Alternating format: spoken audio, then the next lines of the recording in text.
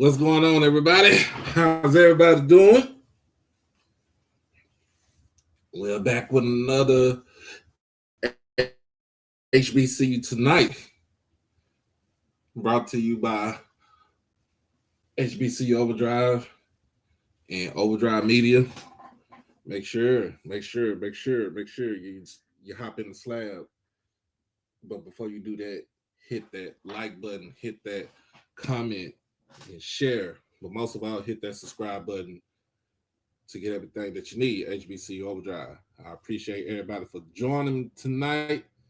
Uh, Sorry for my little tardiness. What's going on? What's going on? What's going on? Um, so we are in the building.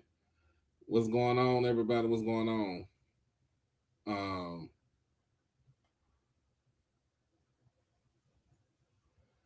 and as always, make sure we hit that donation button to get everything to so we can do some things like sending my black ass back to Birmingham in 3 months. So let's get ready to come up soon. That's about to come up soon. So um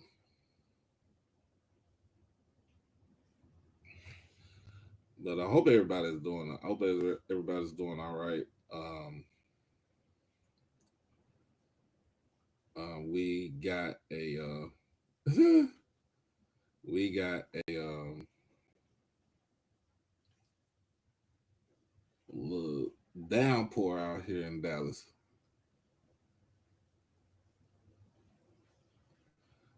Appreciate you, Mr. Moore. We got a little downpour out here in Dallas. It's kind of crazy. Well, not crazy. It's about that. It's that time of year anyway. Um. Um.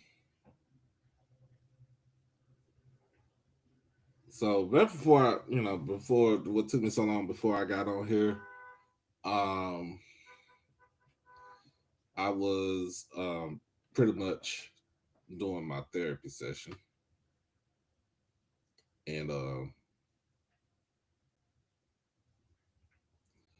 doing my therapy session, and realized that we, me and my therapist, we were talking about um, we were talking about um,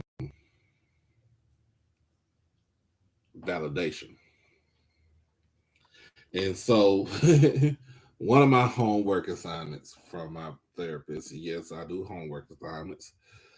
Um, One of them was to answer the question, "What does validation mean to me?" And then the second question is, how much do I need validation from others? And then the last one um is to I guess create a list between internal versus external. So it is kind of something like what I just talked about this on a Saturday, even though I had all these even though I had all this pretty much technical difficulties and everything. Um, we talked about, I talked about, um, I think that I was trying to, yeah, um, about my, when I got married. Um, uh, we talked about when I got married, and it was more. I was telling my doctor, it was more validation on my to get validation for me on my part because I wanted people to see me in a different light instead of what they used to see me as normally as a kid, as a tall, scrawny kid, didn't have no long hair, didn't have um um didn't have all this, didn't have the facial hair and nothing like that. I was just a scrawny kid with a low top fade that played the trumpet in the French horn.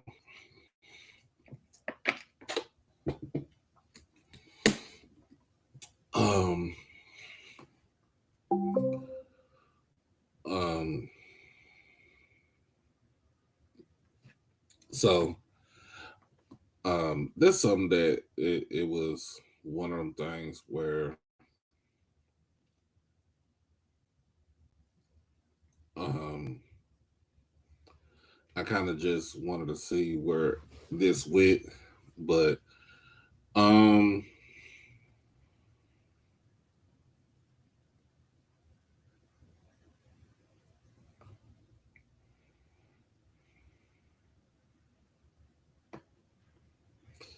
um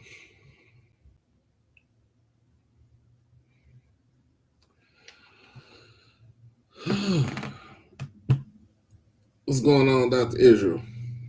But it was one of them things. I just looked at it and because I was down on that day. I was down on Saturday because that, when you think about it, that was supposed to be my 11th wedding anniversary, and mm, it's crazy because I feel like I missed. I know I messed up, but at the end of the day, I know that um I was able to to forgive, you know try to forgive myself. Sometimes it's hard to even think about forgiving yourself because you just don't know how to do it. Um,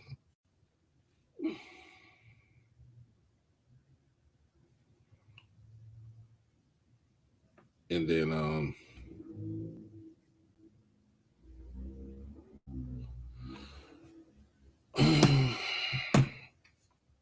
um, just was trying to fix some things around here in my place, fix situations around, fix, uh, kind of update myself and um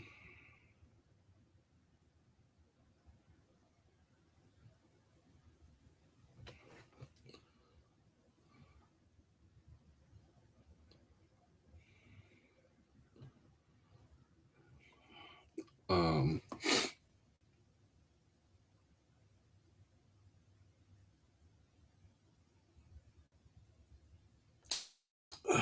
it's kind of hard to it's kind of hard when you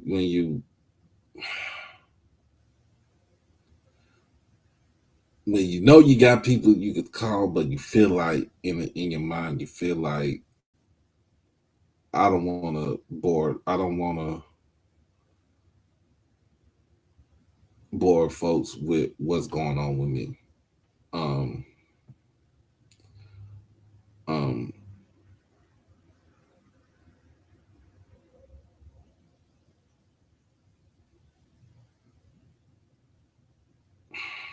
and it's it's just one of the things where I just feel like I need to hear validation, and I don't even think it's more of validation. I think it's more of an affirmation. Let me let I'm gonna clear that up. I think it's more on hearing the affirmation than to get the validation. Y'all get what I think y'all get what I'm saying. I think it's more about getting the affirmation instead of getting the validation. I want to hear the affirmation instead of just getting the validation. Because you're getting the validation, you want to try to get it from everybody. You get it from folks all the time, externally or internally. Uh, it is more the affirmation. Whereas the affirmation is I would say yes, one of my love languages, but at the same time, don't even have to be a love language. Just the fact that um, hearing something good does a lot for somebody. Hearing something good does a lot for somebody. So that's one thing. I was talking about that. Um, and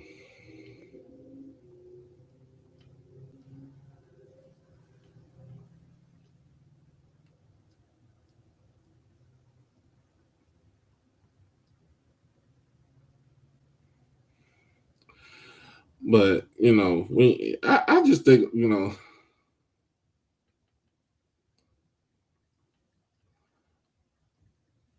um,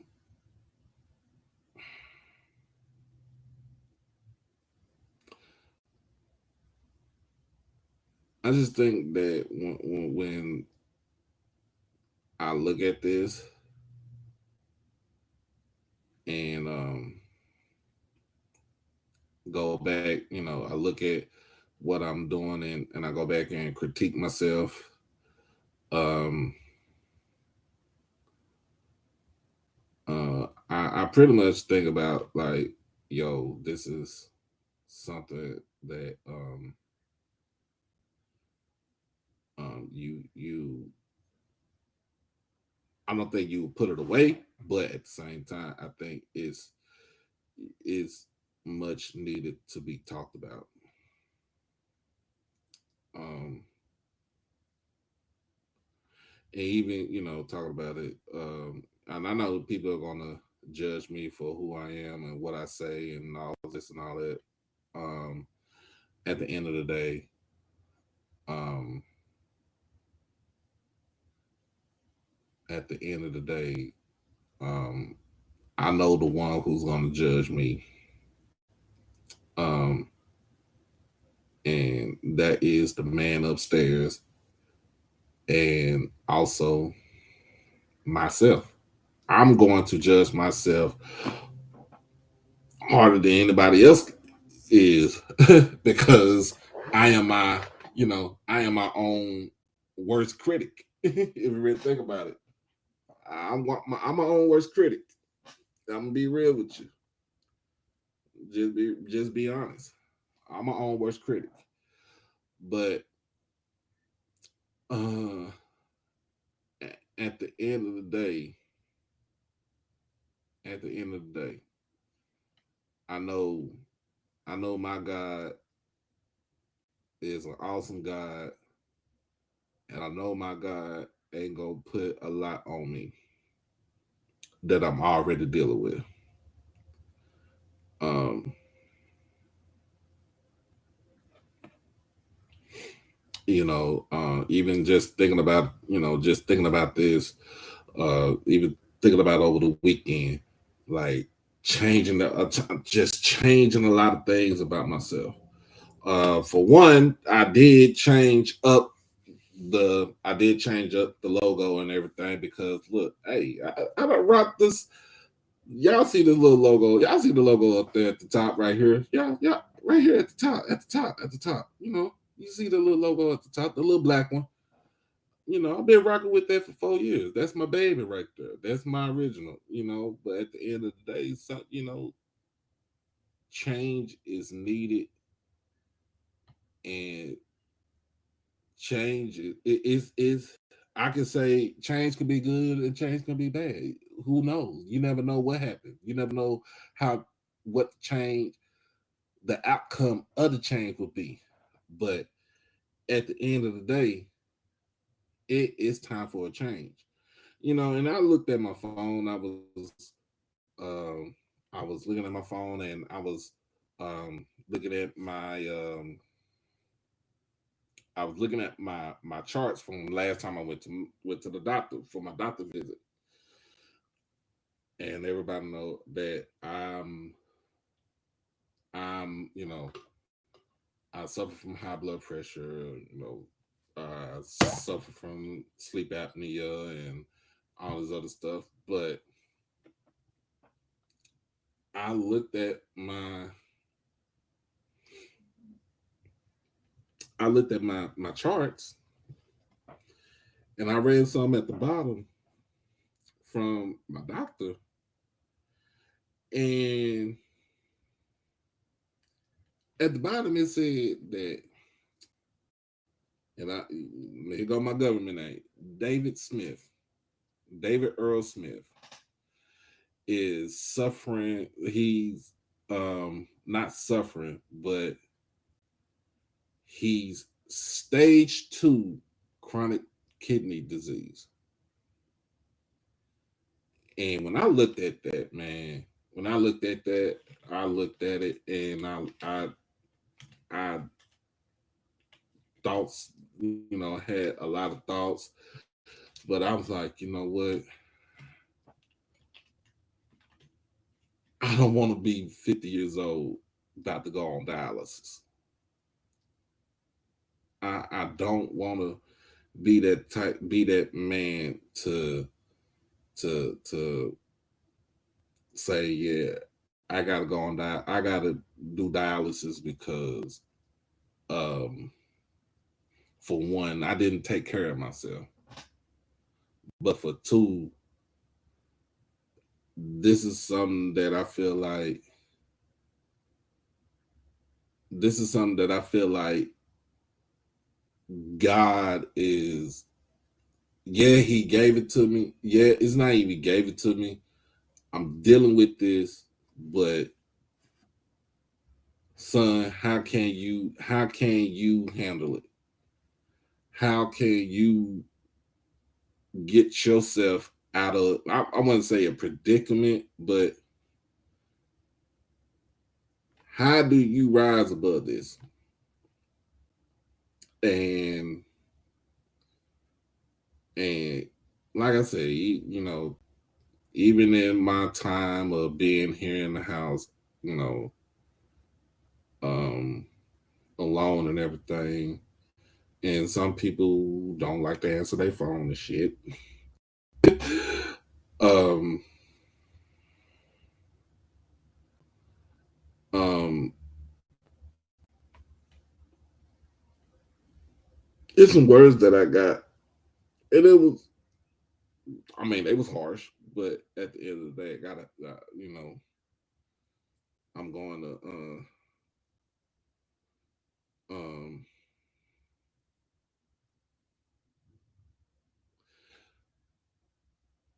just want to change things about myself. What's up, Ellen? How you doing? My kidney right now, my kidney is at a 69, and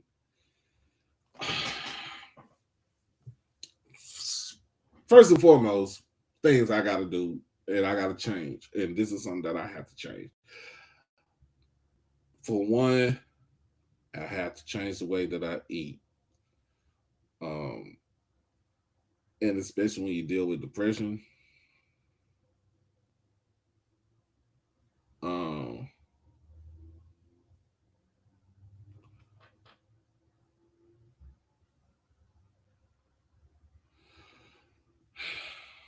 I don't want to be in stage nothing, bro. And I know you mean well. I don't want to be in stage nothing. I want to be healthy for my kids. That's it. Um, um, give me a minute, Troy. I'll be on there. I'll get you in a minute. But I want to be healthy for my kids. And one way I got to get myself straightened out is basically basically trying to change the way I eat. When I realize this, when I get depressed, when I get in my mood, when I get down on myself, I tend to eat. I tend to binge what I binge eat, and um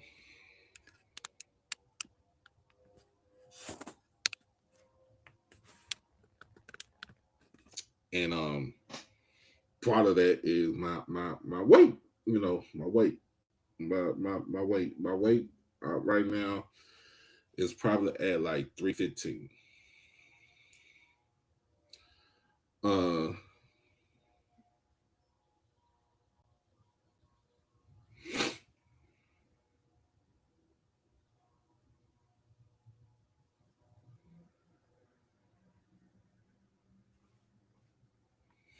um, and it's not like what I'm saying is, and it's not like what I'm saying.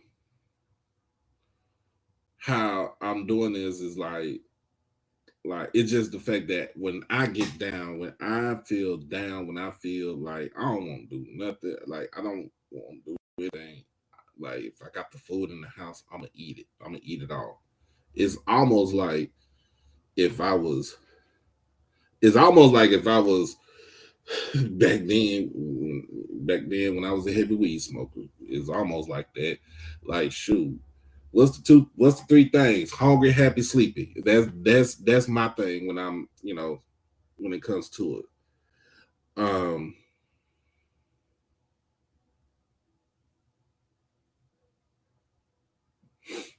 and yeah, man, when I went through my divorce, I felt it, bro. I felt everything. Um, but at the same time, um, I got to get up off my ass and want to do the job. Just want to do and get better. So, um, I'll say after this, once I finish this up, I'm going my last pack of chicken right now until I get paid again. I am going to put that in the air fryer because god damn it, who knew that air fried chicken is the shit, bro? I'm just saying, who knew air fried chicken is the shit? Cause I didn't know that shit until my mama told me how to cook that shit. Oh yeah, I know the medical industry is money based, bro, but I don't know, man. It's one of the things, man. Um,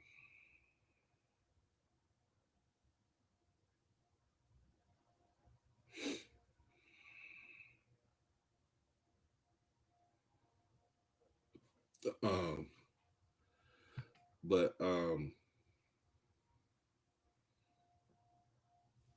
man, I didn't know air fried chicken was good. Cause Saturday was it Saturday? Or was it yesterday? Saturday I really didn't eat too much anything. I think it was just it was no, it was Saturday. Saturday night. Saturday night. Um, Saturday night I cooked some chicken wings and I cooked some green beans and no oil, no flour, none of that stuff.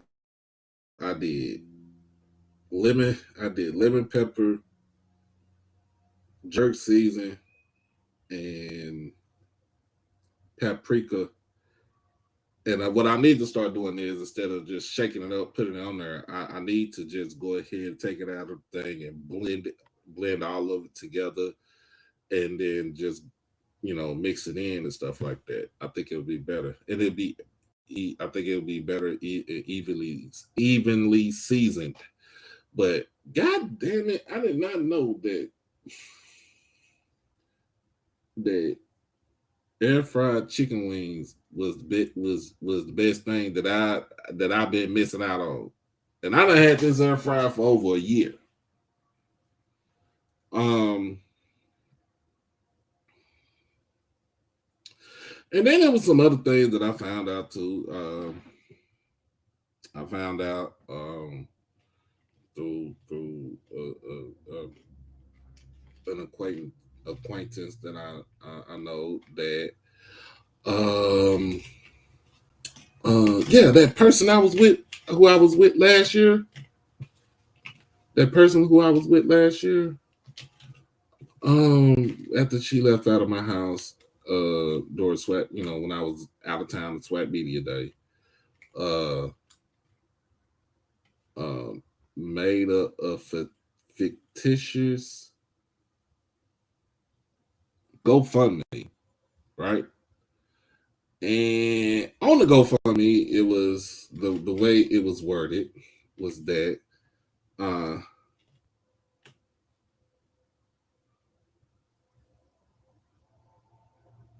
appreciate it. I forget you in the medical field too, EA. So I'm at to holler at you. But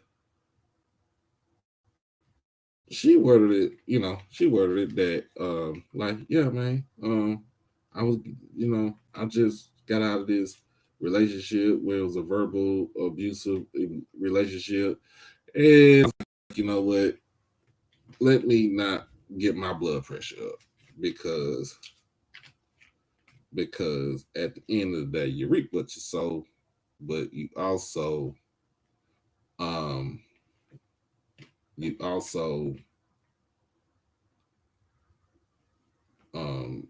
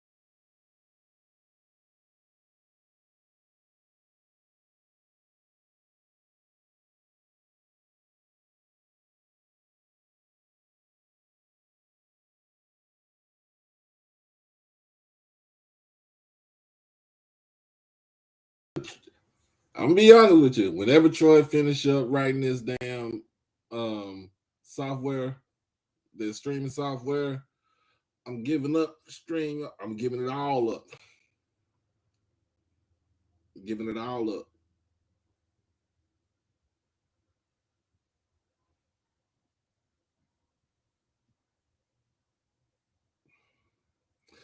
I ain't getting no damn Ozempic. You ain't gonna, Mr. Fred, you ain't gonna have me looking like Drake out in this bitch. um,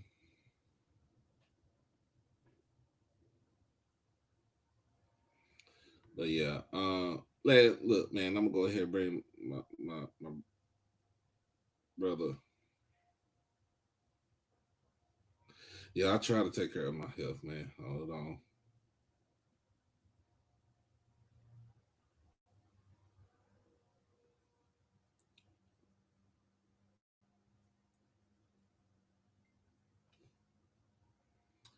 Um,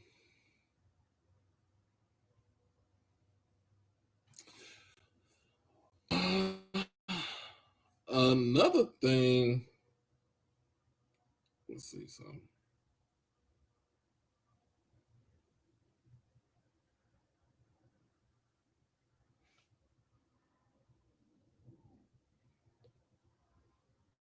We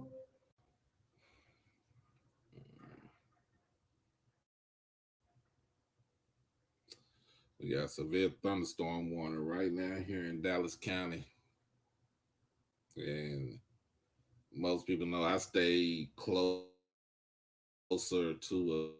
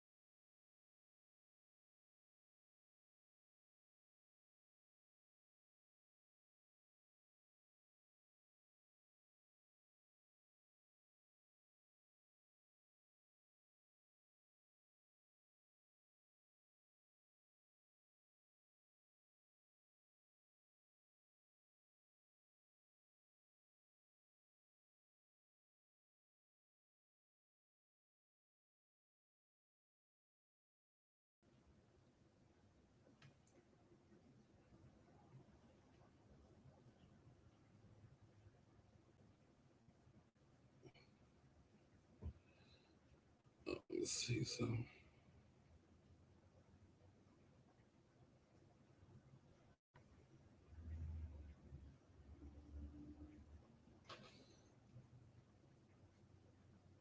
Oh my goodness! All right, let me see something.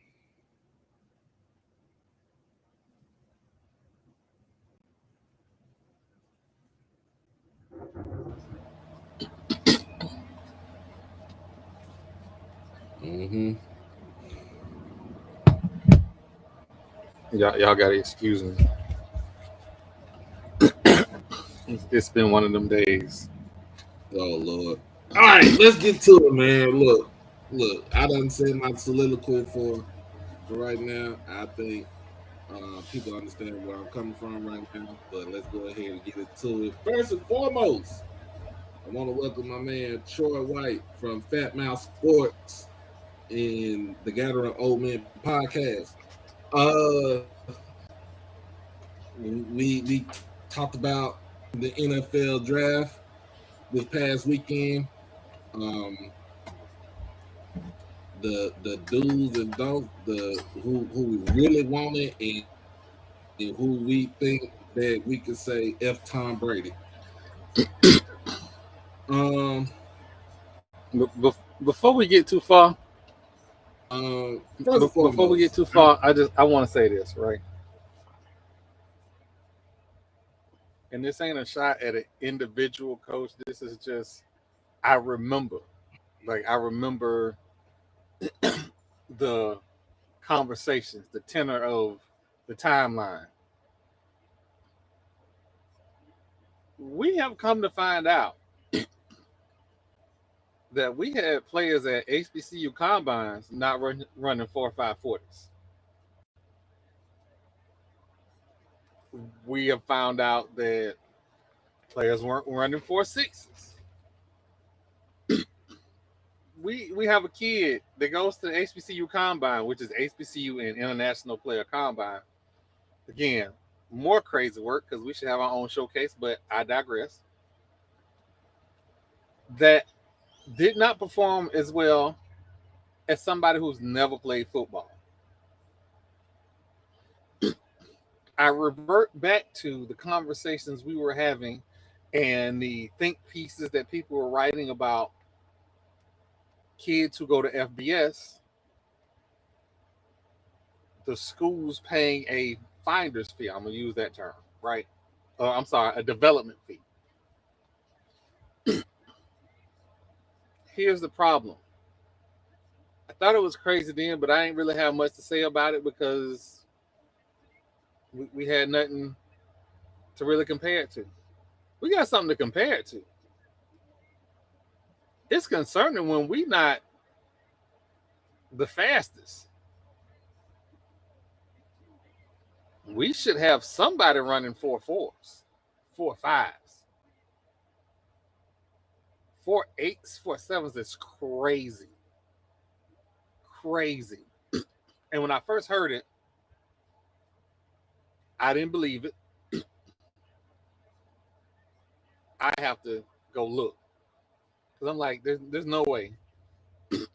Reputable people are saying that we doing this, but we was having a development conversation because while everybody's having all these conversations about HBCUs and drafts and all of this stuff, there's a development piece that is in that conversation. And the conversation before you get to why players aren't being drafted is why aren't players being developed? Because like Josh said from HBCU Nightly, the 40 time is your cover sheet to your resume. It might not be your whole skill set, but it is the thing that gets people to look at you. It's the thing that got us popping off the page. So where is the conversation? There is a whole conversation shift that needs to happen because there isn't any way, shape, or form on God's green earth that we are having conversations about players not being drafted without having conversations about players not hitting 4.4, 4.5s. That your top end players that you graduate, that should be a part of that conversation. And before anybody gets wild and say, well, everybody isn't talented like that, most of the 40 time adjustments in the last 20 years have been technique. A lot of kids don't run the 40 time properly. That's why they usually work out with a track coach to get their technique down. The start, the transition, the top end speed, that's where the bulk of the time dropping happens. So from start, transition, top speed, that can be worked on, that can be trained. I'm glad I didn't see the 40 times because I'm scared of what I might see. But what's been reported is nasty work. Mr. Hunt, I did see that Trey Holly got. I did see that he got. It's. I think if I'm not mistaken, it's one of those. It's he pled no contest, which is in the best in his was is in his best interest. So if he stayed, I believe it was 6 months. He stayed out of trouble for 6 months. Paid a little fine, maybe some community service. I think if that's the case, then he's good before, right before football season, or in the middle of football season, somewhere around there, right? So that's a good thing, and that's a good thing for Southern. Um, but we got to have some serious conversations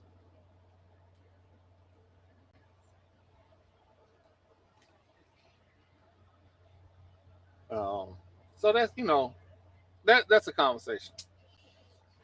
A lot of I did see a lot of the camp invites and the undrafted free agent signings. I saw that.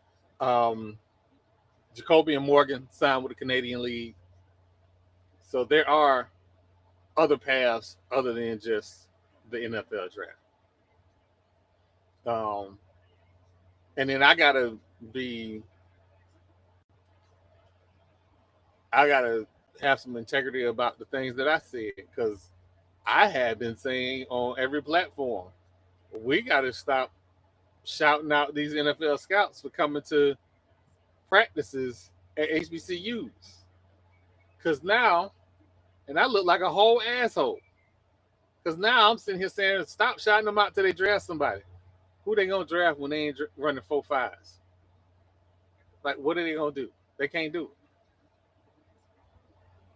it. Mm, it's not fair. I wasn't fair. Um,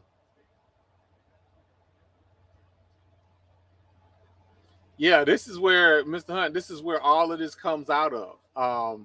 So that young gentleman from Nigeria was at the HBCU combine, and his 40 time was more impressive than anything that the HBCUs had done. So that is a concern, an absolute concern. I'm expecting your elite your elite edge rusher. I can't talk tonight. I apologize. Your elite edge rushers to be able to come off the edge with speed and power, at least from the HBCUs. And I haven't heard anything from our elite edge rushers about what we can do.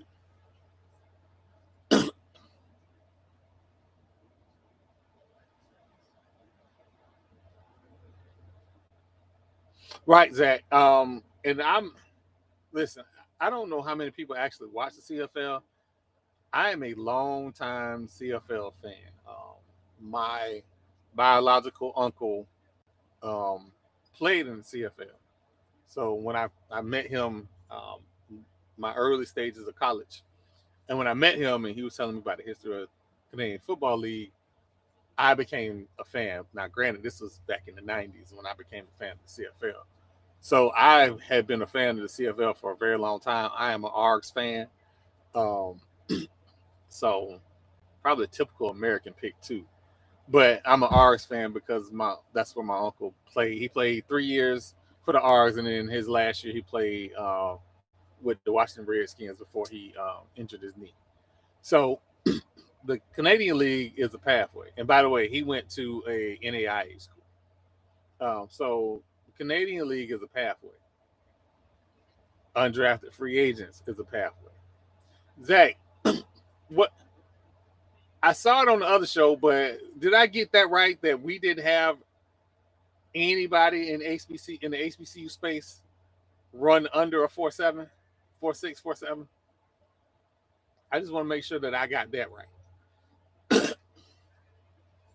And the reason I'm asking Zach is because what I read, it did not come from Zach. It did not come from Gerald.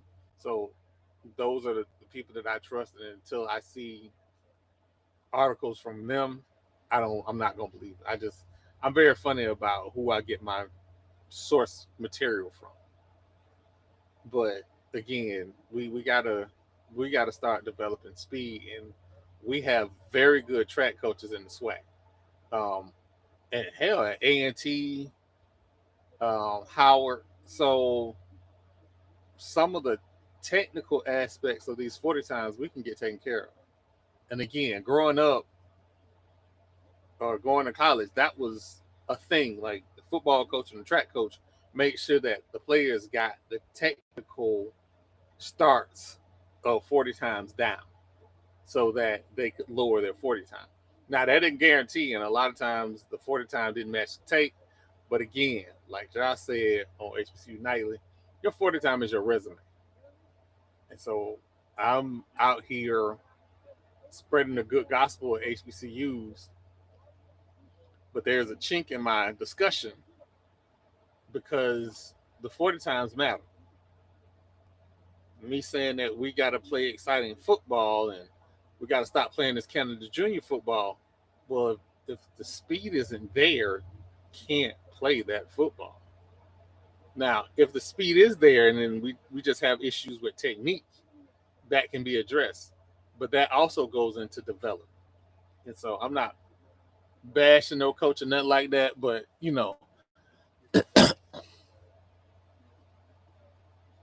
and that's a problem, Zach. A wide receiver not running, like you got to be able to get the 4.5. Like we can't, we can't. Ugh. This is so bad. It's not. This is, and again, this isn't a shot at any particular player or any particular coach because I don't know individual institutions' issues. I just know in the past, the institutions that I love, the football coach and the track coach were cool with each other, and the football players that needed work on their 40 times got to train to get their technique of their start down. All right. Can you hear me now? Yeah, I can hear you. I just we All right. have Can y'all everybody can y'all hear me? Put a thumbs up in the chat. Put a thumbs up in the chat. What's up, Blue? Man. First and foremost, shout out to Blue because my man did double duty as far as being on HBCU nightly. You know, with the light skin. the light skin. But now going on sipping on Sundays with Mr. Campbell and Zoe. But hey man, if you really think about this, when you look at the aftermath of this, when you look at the aftermath of the whole NFL draft, I said this a while back. I'd rather have my guy be an undrafted free agent for we can actually negotiate with a team that we know is going to get us, will try to get us to the second initial contract. Cause that is what, if as a undrafted free agent, I think Blue, you told me that we was talking about this a while back. You want to get that as an undrafted free agent. You want to get that second initial contract. Why do you think Marquise Bell got that second initial contract after being an undrafted free agent? Because first of all, he played special teams. Second of all, he could play in the box as a strong safety, and then he can roam out there as a free safety. And then he was interchangeable in a defense where it wasn't suited for him. But guess what? It was suited for him. He went out there and played weak side linebacker and led the team in tackles. So when you look at it, and you look at it like this, Emmanuel Wilson for the Green Bay Packers is an undrafted free agent. Came out of Fort Valley. What was the thing about him that gave him his initial second contract? Just first and foremost, you play special teams. Don't tell somebody you ain't playing special teams. Because that's the best way for them to look at you and say, hey dog,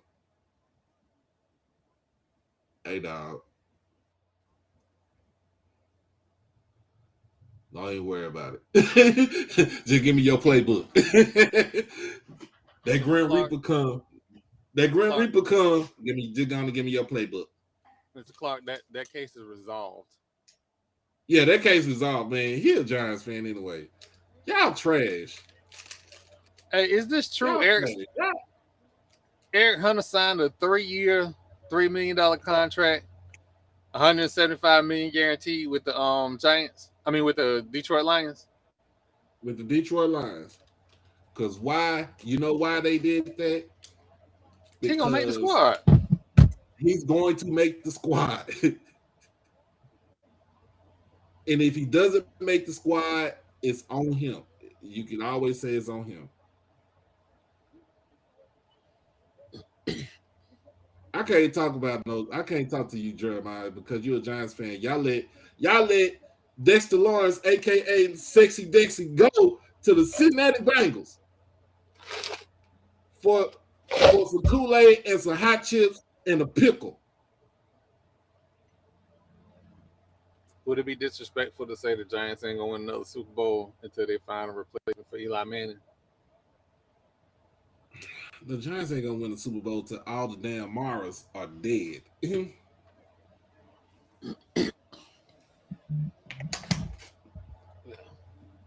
but um, but that's the reason why you James Houston. James Houston was another for Detroit. Get him as an undrafted free agent. Nope. He came in as a 6th-round pick. He worked his way to get, you know what I'm saying, as a special teams player, and then he got thrust into the lineup because they had nobody at right defensive end. Because remember, Aiden Hutchinson plays the left side. They had nobody to play the right side. And guess where James Houston is better at? He's better at on the right side.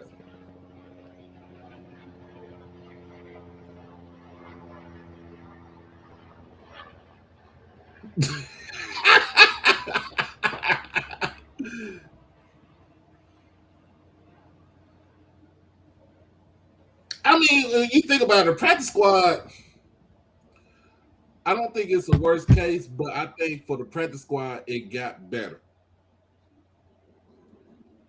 The contracts for the practice squad got better in the NFL. Because back then, I mean, you really think about it, $12,000, bro. If you play for the Cowboys and you're on the practice squad for the team, and they say we gonna give you $12,000 every game, that means you ain't gotta pay no state tax. Only thing you paying is that Fed tax here in Texas. You better learn how to. If you got to be like a teacher, you better learn how to prioritize your money. But if you really look at it, man, your first 3 rounds are all. Most of your contracts are gonna have some sort of guarantee, and then what's the kicker in it is the insurance. I think the NFL, I think it's the health insurance, right? For the first 3 rounds. Anything after that, you on your own. You got to fend for yourself. But I'm gonna be honest with you. I'm gonna be honest with you. The um yeah, you can say that. You can say that the 5th through 7th round picks are just as expendable as undrafted free agents. Because you just don't know what you're gonna get.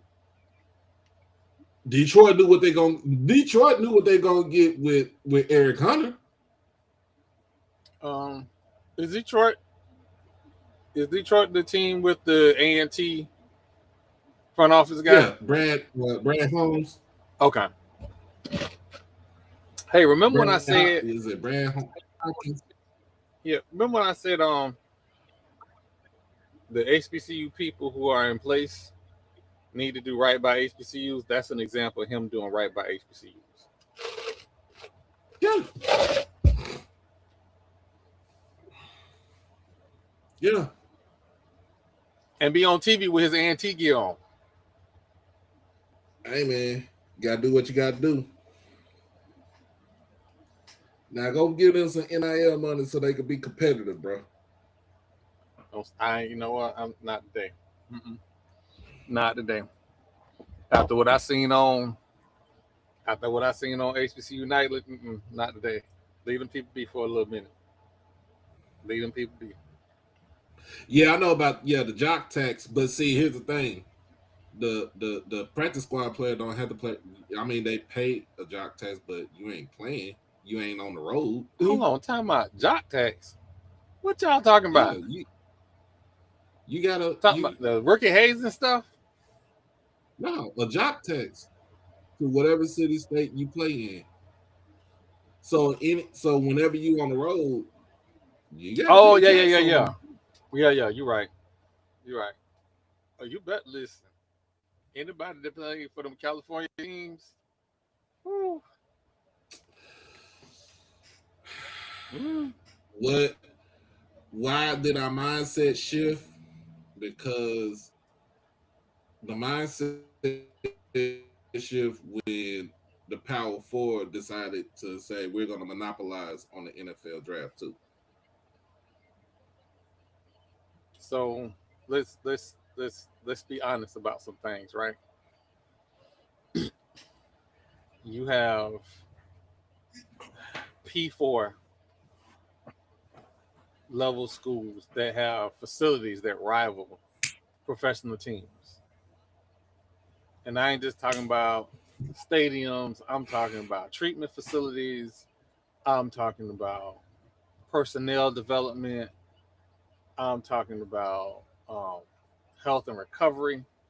Like they have things in place that allow players to develop with, I don't want to say ease because they're still working it, but Mm-hmm. without with less obstacles than some FCS or most of our FCS schools, right?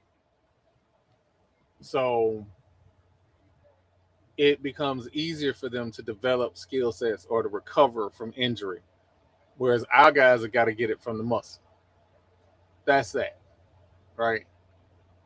Our guys can't have an injury history that hurts them. Our guys have got to be, if not as physically imposing as the P4 guys, they definitely have to be fast. They just can't be just smart. Oh, he's a gamer. He's no, they got to be all that and then some. Like your mama said, you got to be 10 times better to get half the credit. So Mm-hmm. that's that's where we are.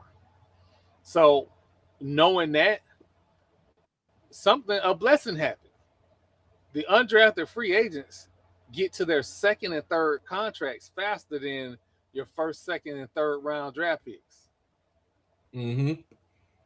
So whereas Bell Take a is take a if you go so let's talk about this. Let's talk about the old NFL. Let's talk about pre pre 2010 because that's the last time that uh that's before they brought in the redefined rookie salary scale, right? For a draft pick, right?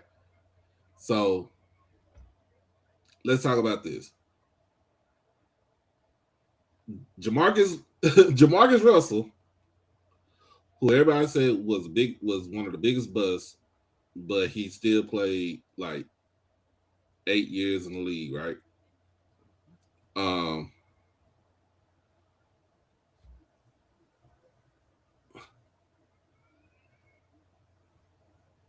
appreciate it, man. Hey, EA, yeah, EA told me I need to check my vitamin D3 levels, so I'm gonna go ahead. This is crazy. I work at CVS, and I need to go be getting all the vitamins that's on the fucking damn on the damn shelf. um,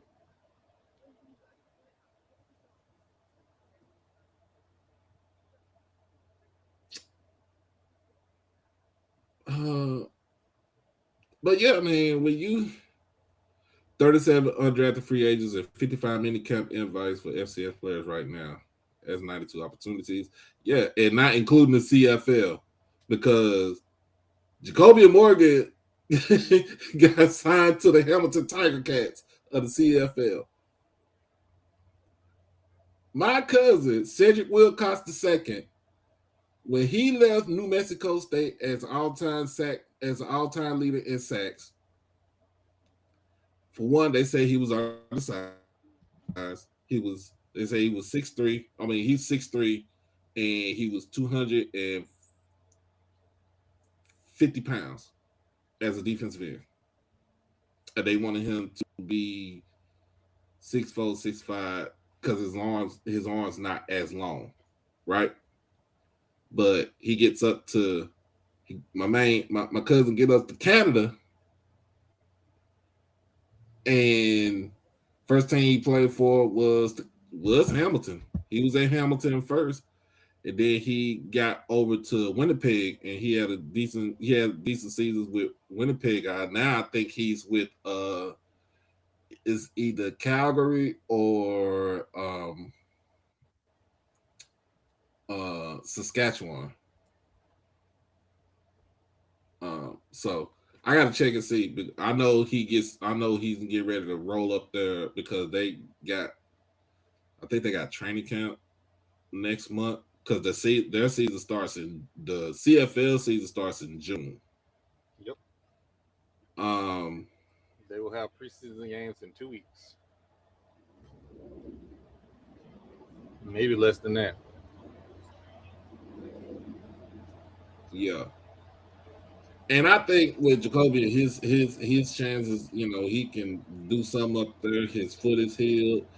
Uh, he can go out there and he could go up there and learn and compete and try to compete.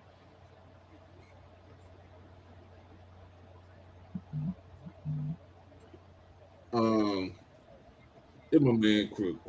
Crook is real one though. I'm gonna be honest with you. Oh yeah, Crook no, is Crook real one. everywhere.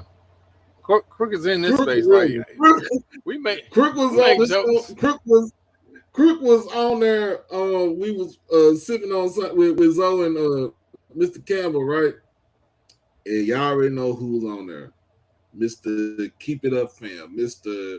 I got Ed Reed's nuts in my mouth. Mr. Oh I God. can't get off of Dion's lap ass nigga right there.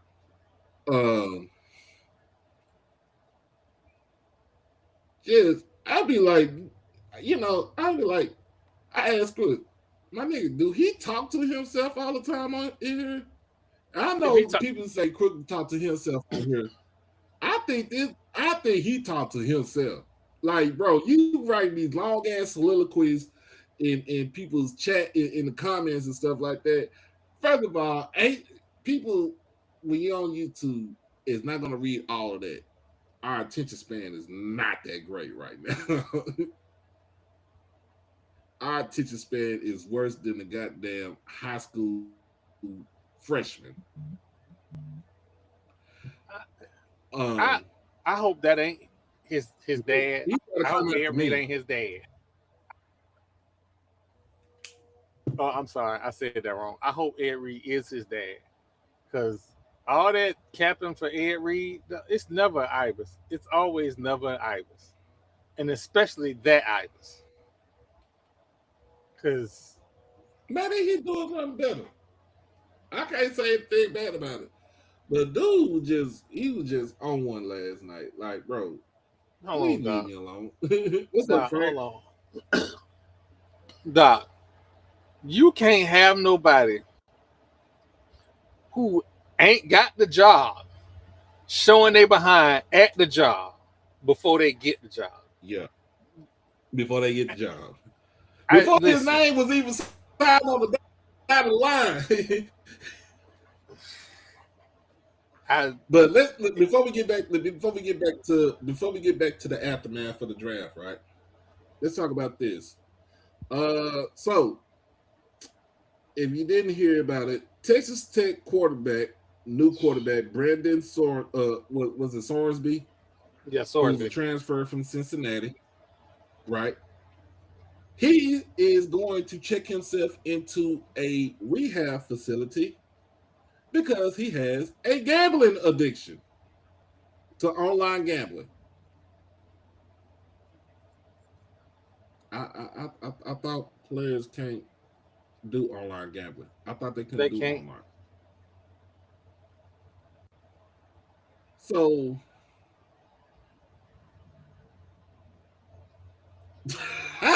Crook, yeah, stop. he We're not did. doing that. He did call him zesty. Wait a He minute. did call him zesty. He called. I know he did not call the Green Eyed Bandit zesty. Oh man. He called that man zesty. Oh man. I forgot about that. And then I really did. the dude had the nerve to tell me that I'm only talking to him because Blue came on the show and started, he was on the show, and I'm like, bro, do you even know who I am? Like, he thinks he knows everything, talking about he knows and stuff like that, bro. You don't know numbers. You don't know numbers. You don't know. You don't know from your asshole to your elbow. That's some old school shit my uncle used to say to me. Look, but listen, the Sorsby thing. Everybody's saying that Texas Tech is cooked. They're not cooked. They don't owe any money on that transfer contract because he Mm-mm. can't play. There Sure don't. are plenty of He's a transfer graduate. quarterbacks that are still in the portal that's looking for a home that they can pick from, so they can find a suitable transfer quarterback to get through the season. But I don't care what the NCAA say. I'm gonna tell you, well, this is NCAA, but I'm gonna tell you like this: Joe McGuire gonna be like, shit. It ain't happening. Why he wasn't here at Tech at the time? He was at Now Cincinnati. the NCAA gonna suspend. They gonna kill his. He will end up being ineligible unless something crazy happens, and then we need to all raise Unless he hell. didn't bet on his team. Oh no, he bet on Indiana But you, while he was a student to but win. he was at Cincinnati though. But No, he no, was no, at no, no, no. Cincinnati. When he was at Indiana as a freshman, he bet on Indiana Mm. to win. His eligibility is done. This is a Bro, clear I'm gonna be case. honest with you. I'm gonna be honest with you. I don't even think the NCAA got more shit to worry about than that. Oh no, they worried about anytime. It don't matter what the league. It don't matter what the league. It could be MLS. A player name attached to gambling, it is a 5 alarm fire. And everybody trying to play this down. I don't know what you're trying to play this down for. Not only did he bet on the team that he was on, even though it was the win, he bet on the team that he was on. That is a no no. That is a So Pete in other Rose words, no no. I'm about to say he did some Charlie Hustle shit. Yeah, he did some Pete Rose. And then, and remember when I posted in a group chat, I was like, he was already, didn't they already question him about that? And I'm sure this ain't Yeah, and just started. he said he wasn't gonna do it. He wasn't gonna do it anymore. I mean, I think he said that in the group chat. He said he wasn't gonna do it anymore. this Bro. it's it Now, is a wrap. I'm gonna be honest with you. I think Coach McGuire at Tech, I think he got a backup plan. Oh yeah. You gotta realize, you gotta look at this. This man, I'm telling y'all, the man is 5 years removed from being a high school football coach.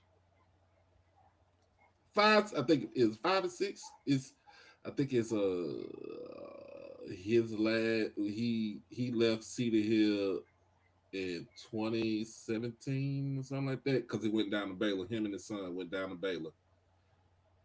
But at the So same time, the man is doing something that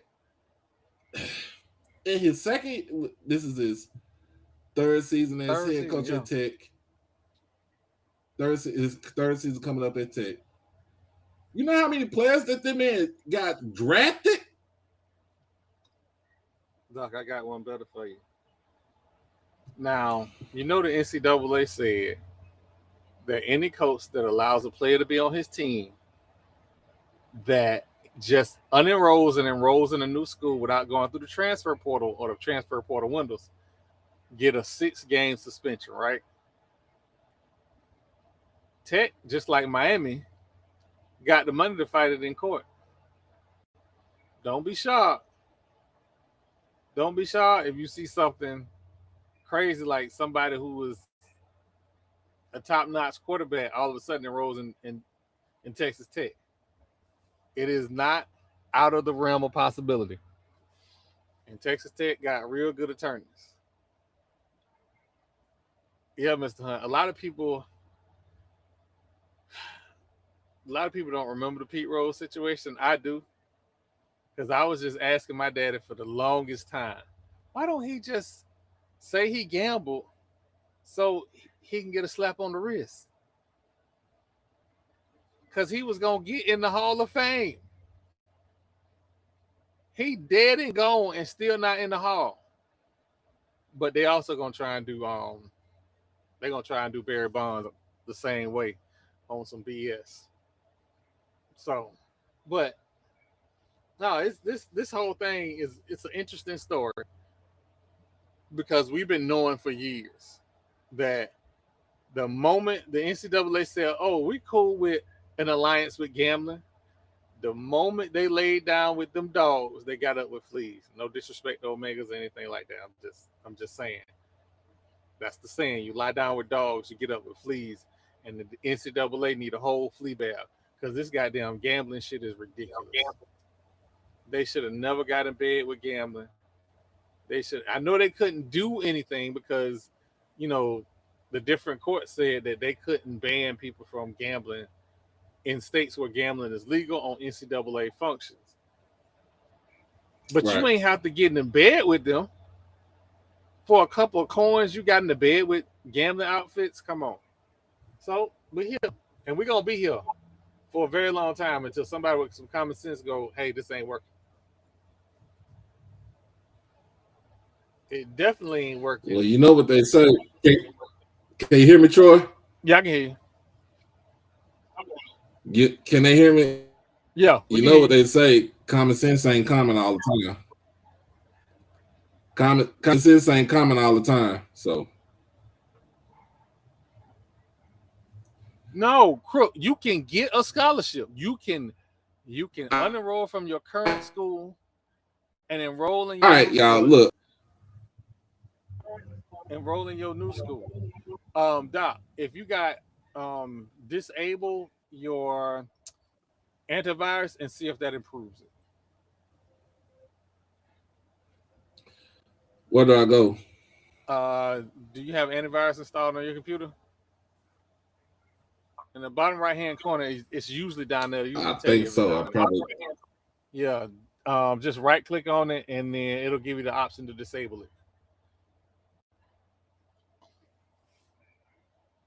Yeah, but crew, it's crazy because just like any student, any athlete can go and transfer anywhere they want. The transfer portal was never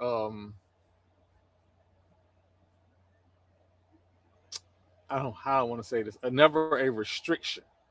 It was only a notification service, if you will, right? So they couldn't stop you from going anywhere. It was just, hey, this player's in the portal. You can contact them. This is how you contact them. It was a notification service and a way for I ain't gonna go there, but it was a notification service, if you will, right? The kid that went from Wisconsin to Miami, Wisconsin never entered him into the transfer portal, but he played for Miami and played in the national championship game, and it wasn't nothing Wisconsin can do about it. And you had all these Big Ten people hollering about, oh well, the Big Ten, their contract stopped that from happening. It ain't stopping then, and they ain't gonna stop it in the future. If somebody really want to leave a situation, they're gonna leave a situation. It just is what it is. Like we gotta stop playing these games. Like the NCAA rules. don't always align with federal and state laws. That's why you have these kids going to state court. Oh, they won't give me another year eligibility, and the state court give them an injunction, and they get another year eligibility. And then when the case go to appeal, the student who's probably a senior drops the case, and that's it. So what the NCAA is trying to do now is to continue those cases after the players leave to try and find those schools, but that's not going nowhere. So, but yeah, it's a lot going on. Lot going on. It's very interesting, the business of the NCAA. It's also very funny, the business of the NCAA, because for a year and a half, the NCAA was trying to get Congress to come up with some laws to prevent all this stuff from happening that needed to happen to improve a lot of these sports. And Congress was never going to do anything, but they kept hoping and praying that they would.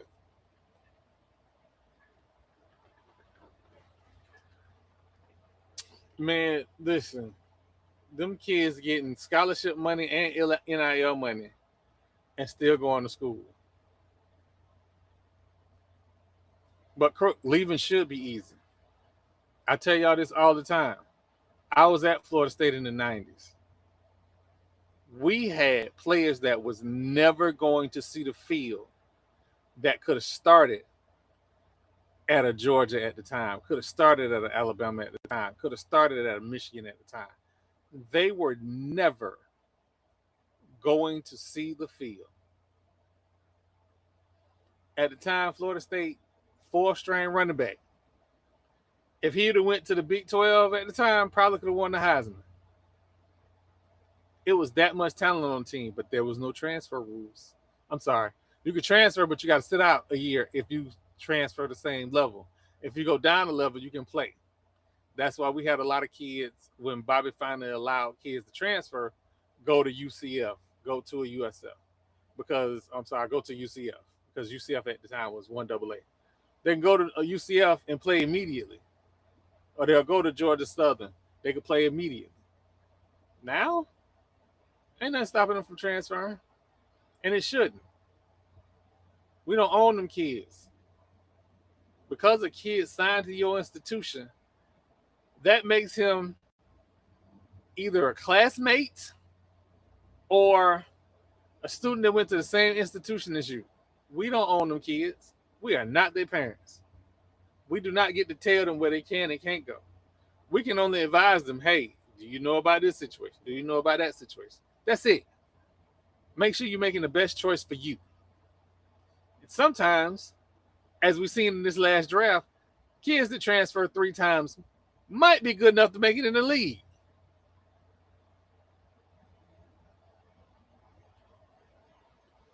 Hey, Crook, I like Holly. I like what he did in the MEAC SWAC challenge. But that ain't the problem. Holly might be the best running back in the league. But Holly is not the problem at Southern. Not right now, anyway. Y'all coach. Whew. That spring game. That was a gladiator school. That wasn't no spring game. Ooh, it was hitting.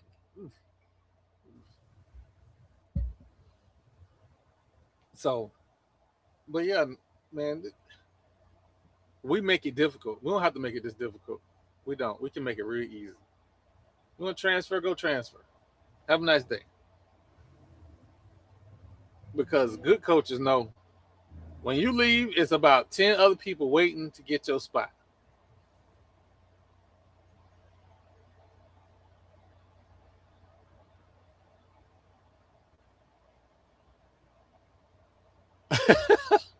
Hey, listen, Doc. I am so I'm back too. I had some I had something positive happen today with the new application. Again, it's we're a couple weeks out still, but yeah, we look real good today. Look real good today. I don't know if you seen my post that yesterday that like I had a week. of the bug and code. I couldn't figure out what's going on. Mm-hmm. Yeah, it was 3 characters dash re, and I was so mad because all I did was say, "I need you to encode this to YouTube and Twitch and Facebook in real time." It was in the original code, but when I did the update, I took it out, and I couldn't figure out what was going on. And I figured that out um, Sunday. I figured that out Sunday, and then today I had a couple other things that I kind of worked on and tweaked. So we in good shape. You know, like I said, a couple weeks we'll be good. I'll be in a good place to be like, hey, use this instead.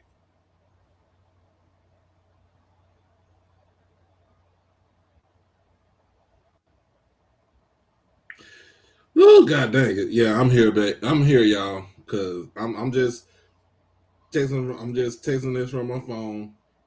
Hey, This is irritating me. Crook, listen, man. I don't care if it is a holdover. You should not be flipping your wide receivers in a spring game. In a spring game? All right. Hey, they said they got to get it out the mud, get it out how they live, bro. About to get it out of ambulance is what he about to get it out of. I'm talking about, and listen,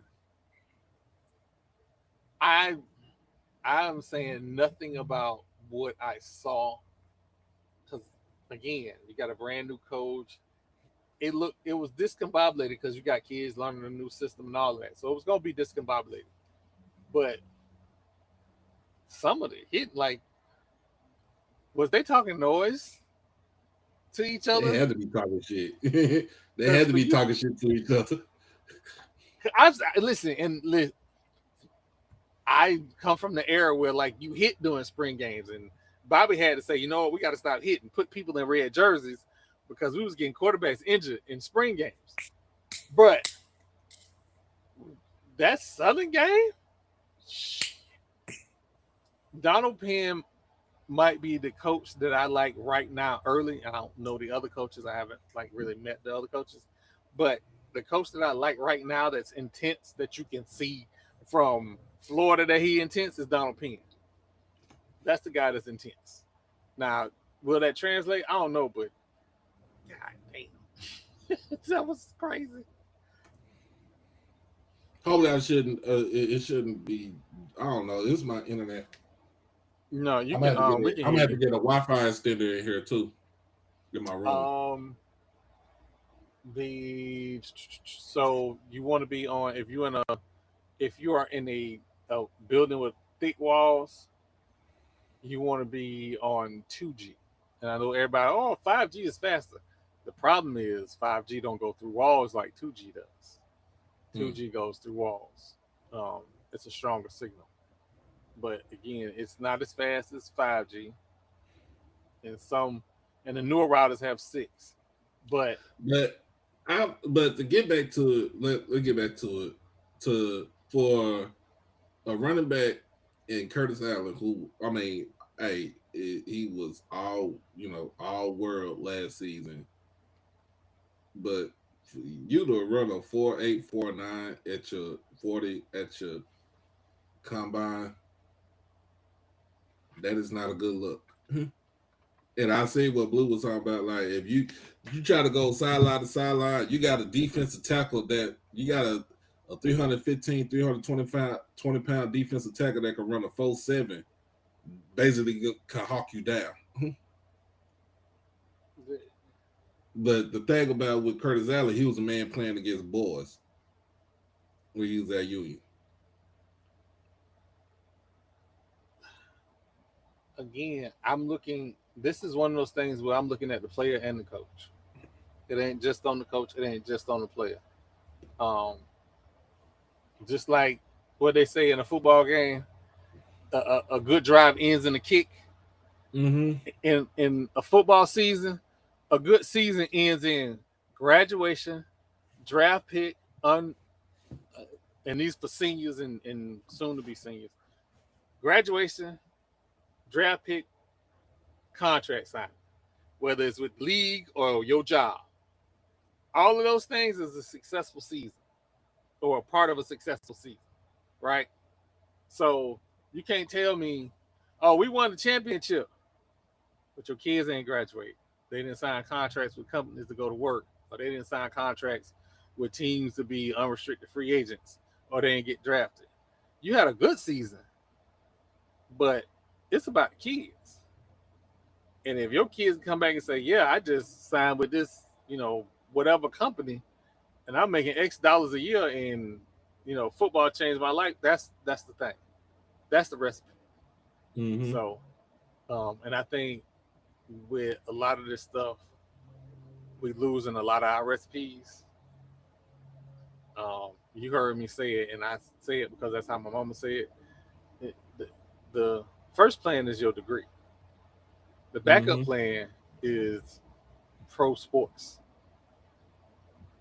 That's the backup plan. Because with that degree, and people keep saying, "Oh, well, just because you get a degree, don't mean you get a good job." A degree gives you opportunity. There are a lot of people that are working in other industries that is not in a degree. My undergrad degree was in biology. My master's was in management info systems. They ain't got nothing to do with nothing. So the degree gives you an opportunity. That's what we need to keep speaking.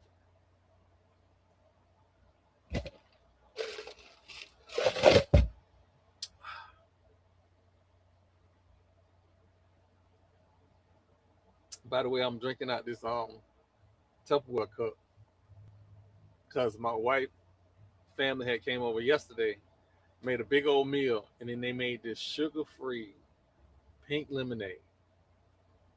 And it just didn't like I had this cup earlier, but I didn't want to go in the house. I didn't want to take it in the house and wash it with those. So I just grabbed another cup because I'm gonna go wash the dishes. I'll take it all in there.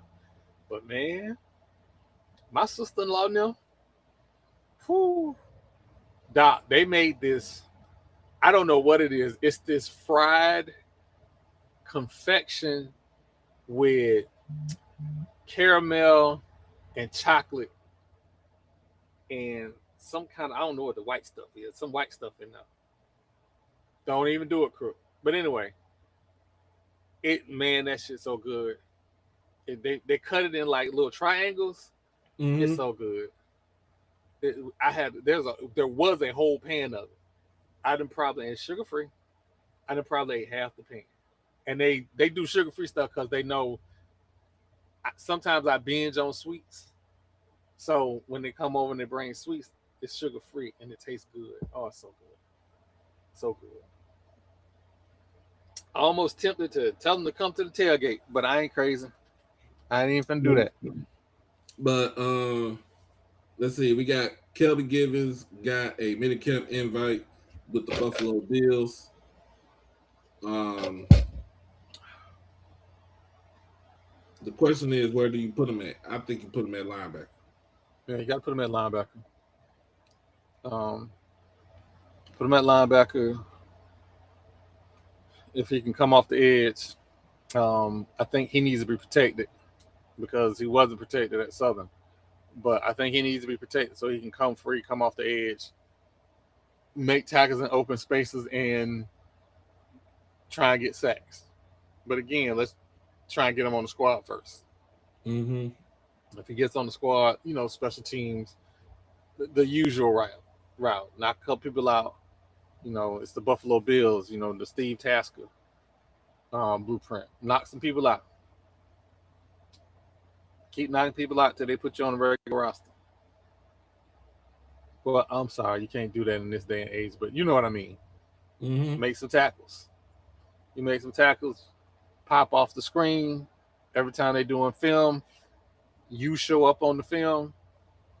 I think that's his path. Um,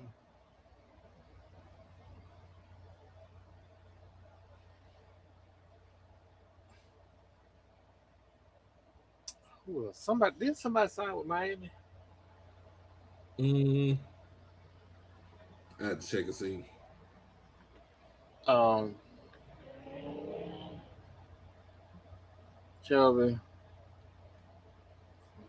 It was another thing. I think this Talia put this out. Um, so Pete Thamel says that he put out there that the NCAA president Charlie Baker told ESPN today that he's pretty optimistic that the new age based eligibility proposal will happen.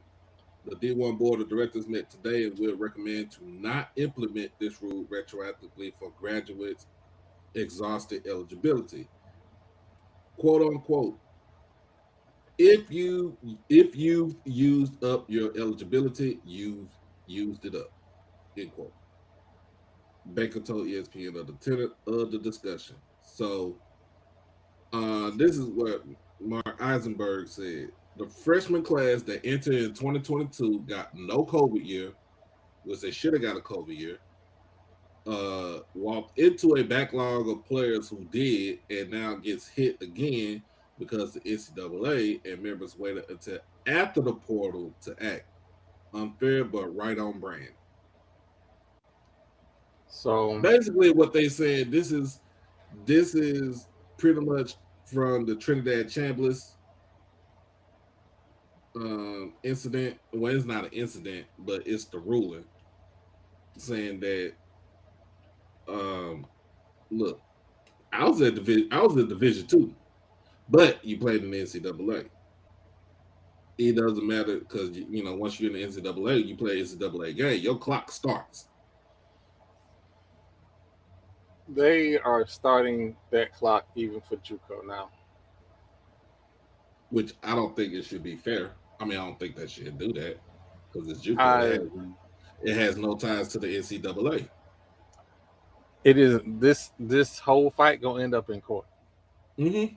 and it's gonna keep ending up in court until there is a collective bargaining agreement and the NCAA or the institutions start treating these young men as employees. Now we are not close to that. Not even close to that. And the reason that we're not close to that is there is no reason for any athlete to want to be in a CBA. And if people tell you, well, the best athletes are going to get rich and the middle athletes will get less in a CBA than they do now. Anybody to tell you otherwise is lying to your face. Mm-hmm. A collective bargaining agreement is just cost control. You're trading security for the NCAA to be able to say, okay, we've controlled costs. That is all that is. Right? Yep. But at some point, it is going to happen. Not because I don't think is this current model is unsustainable. This current model is sustainable. Like people think that the NCAA and these media companies won't keep finding money to pay these athletes and to pay these institutions, y'all out y'all mind. Um, the ratings are going up. People are making moves for media companies just based on what they're doing in sports. So these kids right now, there's no reason for them to sign a CBA, but it'll come eventually. Yeah. Um, and the first part of that is going to be the NCAA because none of these schools, and I promise you, any school that have state tax, they do not, under any circumstances, want to deal with student athletes as employees because that opens up a whole nother rank of lawsuits, and we still ain't even started talking about Title IX. And the only reason we ain't talking about Title IX is because the institution that polices Title IX has been laid bare. The Department of Education was always the one that came in and slapped people upside the head with Title IX restrictions or violations. We ain't seen a Title IX violation in a minute, and might not. EA, we do not. I do not think, if I read that correctly, you get 5 years. It don't matter how many games you play. Ain't no red shirt. You get 5 years. 5 years, or from the time you turn 19, you get 5 years. From graduation or the time you turn 19, whichever is greater, you get 5 years. So if you graduate high school and you go to college and you start playing, it could be one game, it could be 30 games. You get 5 years. That's the proposal.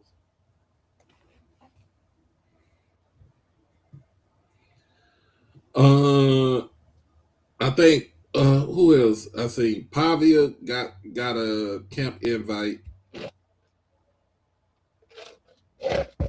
but Is he humble? Can he you better be spell humble. Shit, humble? you didn't even get drafted. You better be humble. One of the reasons he didn't get drafted is because of his fat mouth and his ego. You can't tell you something about it. Let me tell you something about it. I'm gonna be honest with you. I don't think it was because of his fat mouth and his ego. I think it was more because of his. For one, it's his measurables. You 5'9.5" and 210 pounds playing quarterback. You're not as athletic that most people would think. You're not even as athletic as a Kyler Murray. You're on the same spectrum with Kyler Murray. It's that, and like you don't. Then you take into consideration he put his foot in his mouth. If he didn't have to sit on a high chair to play football, maybe this is a different discussion. But we gotta sit you on a high chair, and you got the audacity to be arrogant and disrespectful to institutions that people look up to.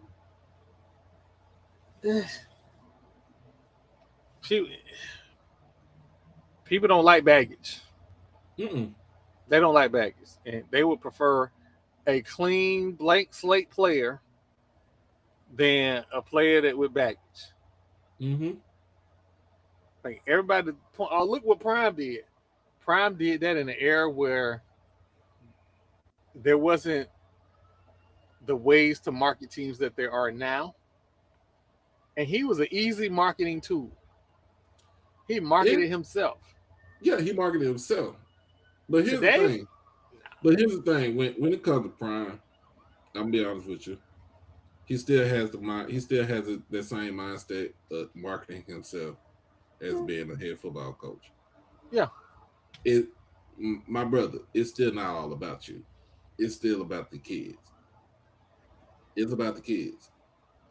he better Market make the it about kids. wins soon. Market the kids, and you better make it about wins. They had nobody from that team to get drafted. Hold on, I, I'm not gonna No, throw for real. stones. I'm not throwing It's the. one of those stones, but I, nobody from that team got drafted. Nobody from the team got drafted. The starting quarterback from last season, Caden Salter, got a camp invite from the Tennessee Titans.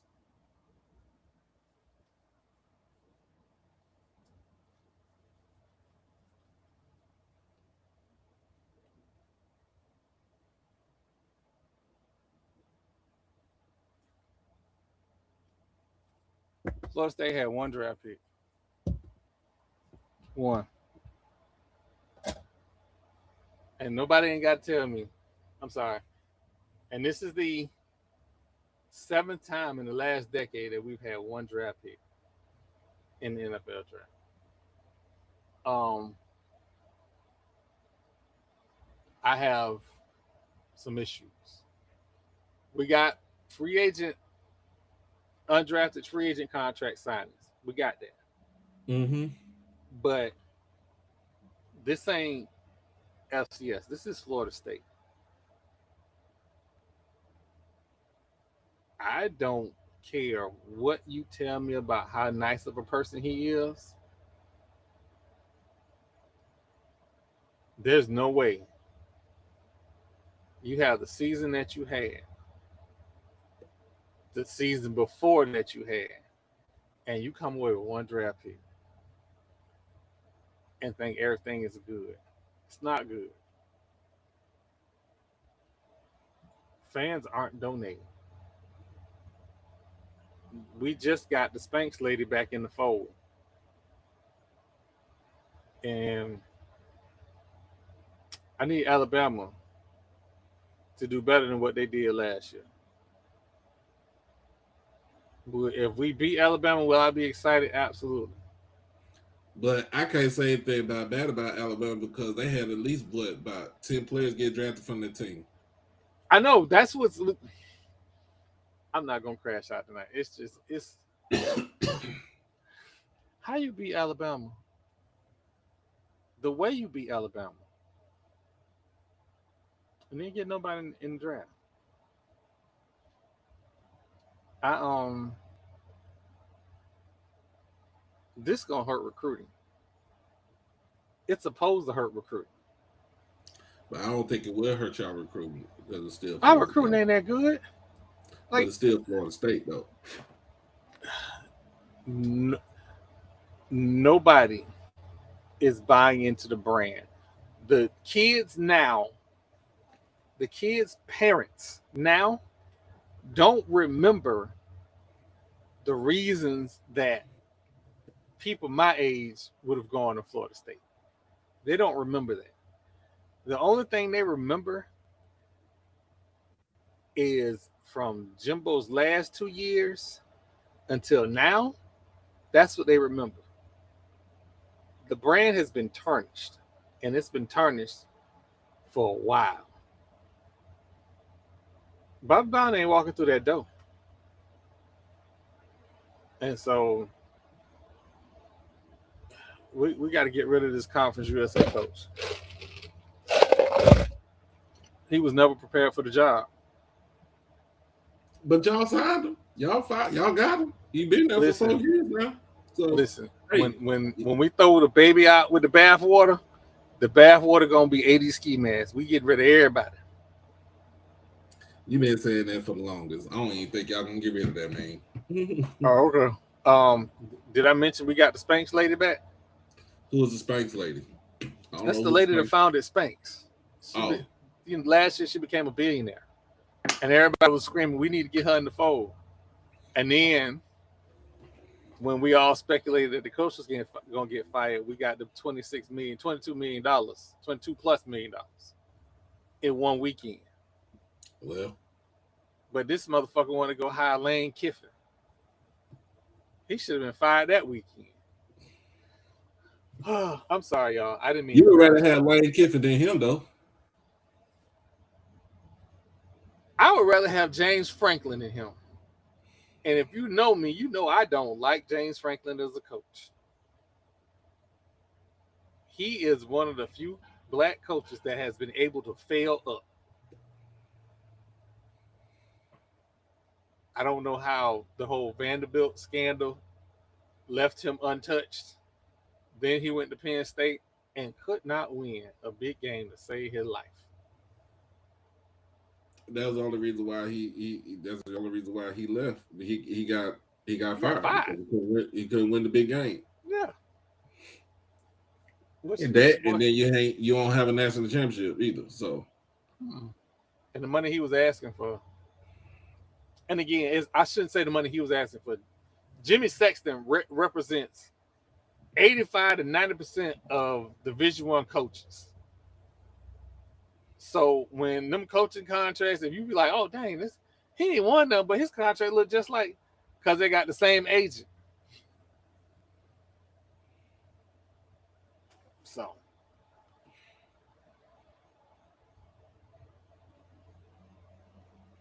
I just, hope Jimmy Sexton never decided to get on the FCS level.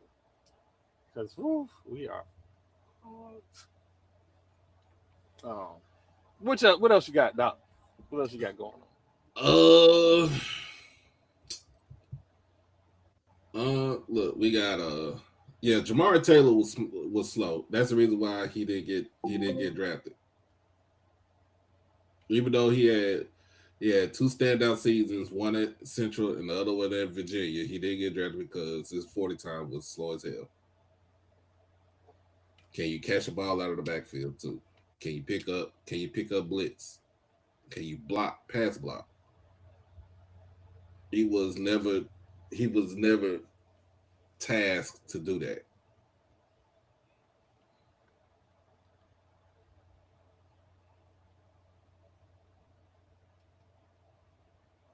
Uh, um,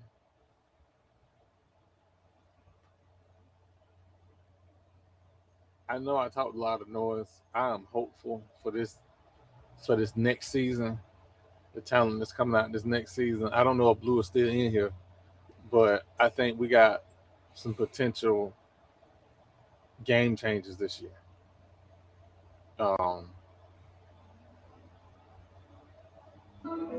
Power on. I'm trying.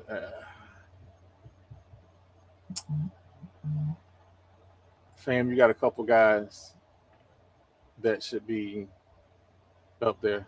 The wide receiver from Florida, he's gonna be nice. I don't think we'll have a problem with his 40 time. Um, Ace Cobb, um, if he's back healthy from injury, we made a lot about his drops last year, but it's kind of hard to catch a ball when you got injury issues with When your your hand. quarterback was inconsistent too, so Well, that's that too, but he had a lot of them that hit his hands that he was dropping. So, but I think once he's fully healthy, he should be all right. Um, the running back, I'm a little concerned with again because of health issues. But if Bo is back healthy, when I get everybody's true roster, I'll go around the swag and say these are the players that I think are going to be outstanding. I just because I was at the spring game and have been following FAMU, I can spout these names off the top of my head. Um, but I think those would be special cases. I defensively, I don't again because of spring and because you had limited defensive bodies. I don't want to speak on defensive players, but offensively, I like a lot of what FAMU had. Um, and I know a lot of people didn't. A lot of what FAMU has was not on the field for the spring game, but I've been getting reports and been watching from afar. There's some talent there. I'm waiting to hear the people that tell me about Bama State. They think it's some big secret about what's going on in Bama State. I know half of it. Like it's not a big secret. It's just I got to get the information. But Bama State got some talent as well. Um, I don't know who once Jackson decides whoever's going to be their quarterback. I don't know 100% who's going to be their quarterback. who Um, you know now? Who one? Jared Lockhart is going to be the quarterback. I listen. Everybody likes a QB battle. Like everybody likes to pretend that there's a QB battle. There So ain't I'm no going. QB battle right there because you got to realize we got two freshmen that came in, and then we got uh, uh, a JUCO player. I think we got a JUCO player, but Jared Lockhart is the starting quarterback for Jackson State. Um, um, No, it won't. Yeah, I just named you why it won't. I just named you why it won't. uh, hey, Oak Cliff Coop named Rookie of the Year in the NBA. Man, Don't throw salt on my player. it ain't even salt. This is it's just games have to matter, right? Numbers matter, but games have to matter. And Khan had numbers and games that mattered. I don't Dallas season never mattered. They didn't have a point guard the whole season. So their games never mattered. But at the end of the day, he still is the Rookie of the Year. I don't care what you say. The It's games don't not matter. The numbers matter. In today's NBA, the numbers matter. it again, we gotta do something. Now, what I will say is was some bullshit because you don't like the Great White Hope not being in the MVP conversation. You gonna change a rule that Luca and the kid out of Detroit can be in the Oh, MVP talking about conversation. Kay Cunningham. Yeah, Kate Cunningham. That's some BS. Hey man, Kay Cunningham is a baller. Let's not get up on. Let's not. I'm just listen. I'm just saying it should have been two co MVPs. You and I both know that. Khan put on the show for the NBA. The only difference was Khan had a better team. So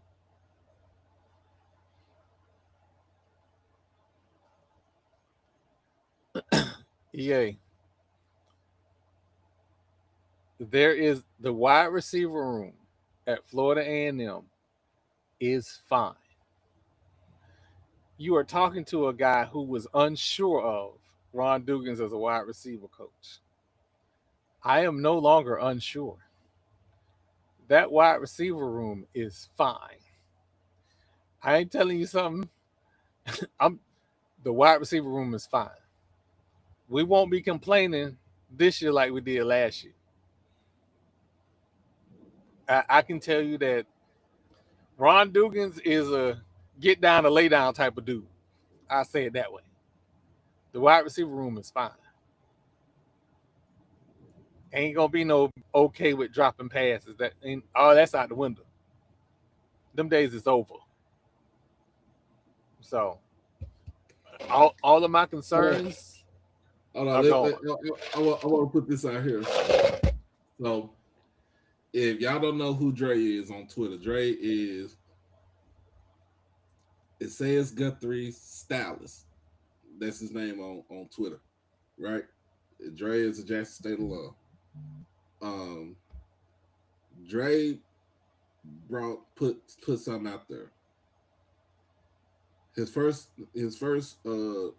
tweet that he put out there was James Houston was one of the best 200 was one of the best 250 players available in the country.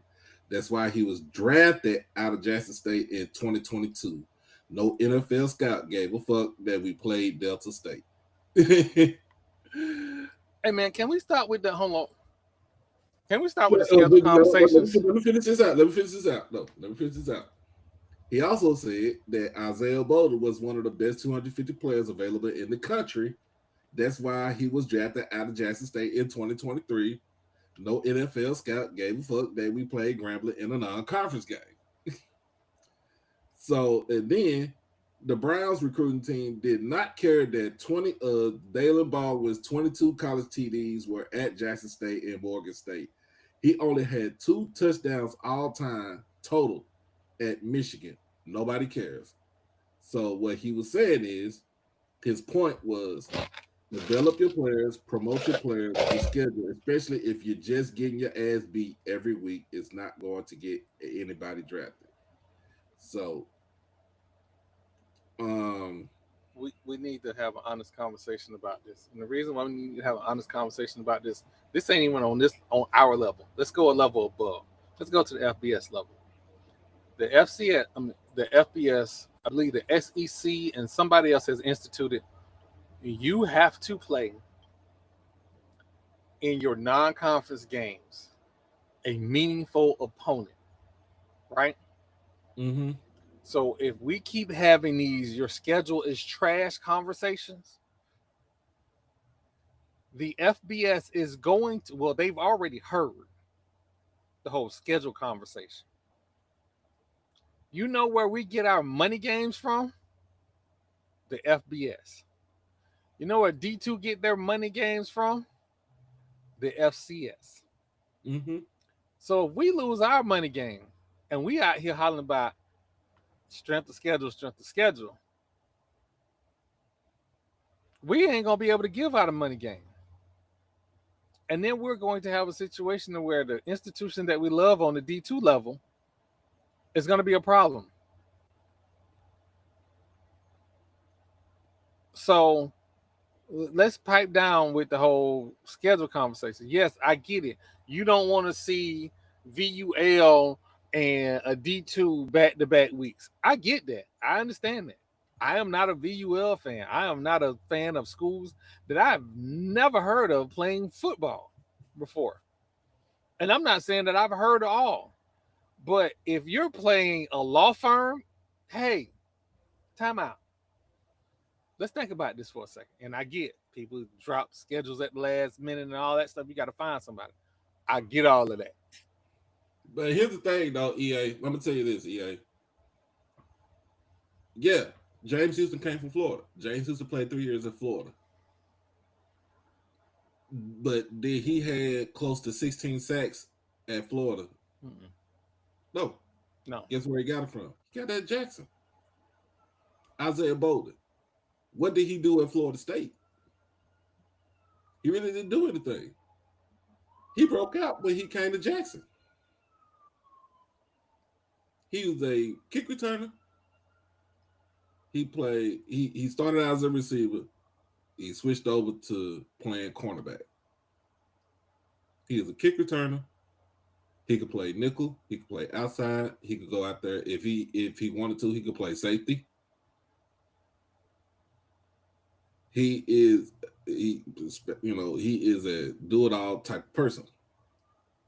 That's the reason why he got drafted out of from Jackson. That's the reason why the Patriots picked him up as a draft prospect.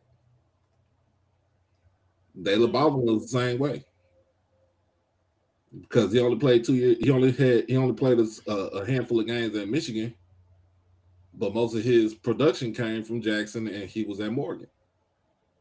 Especially when you saw him in the spring season at Jackson State, is where he can he had his coming out party. If you can play, they So will find you.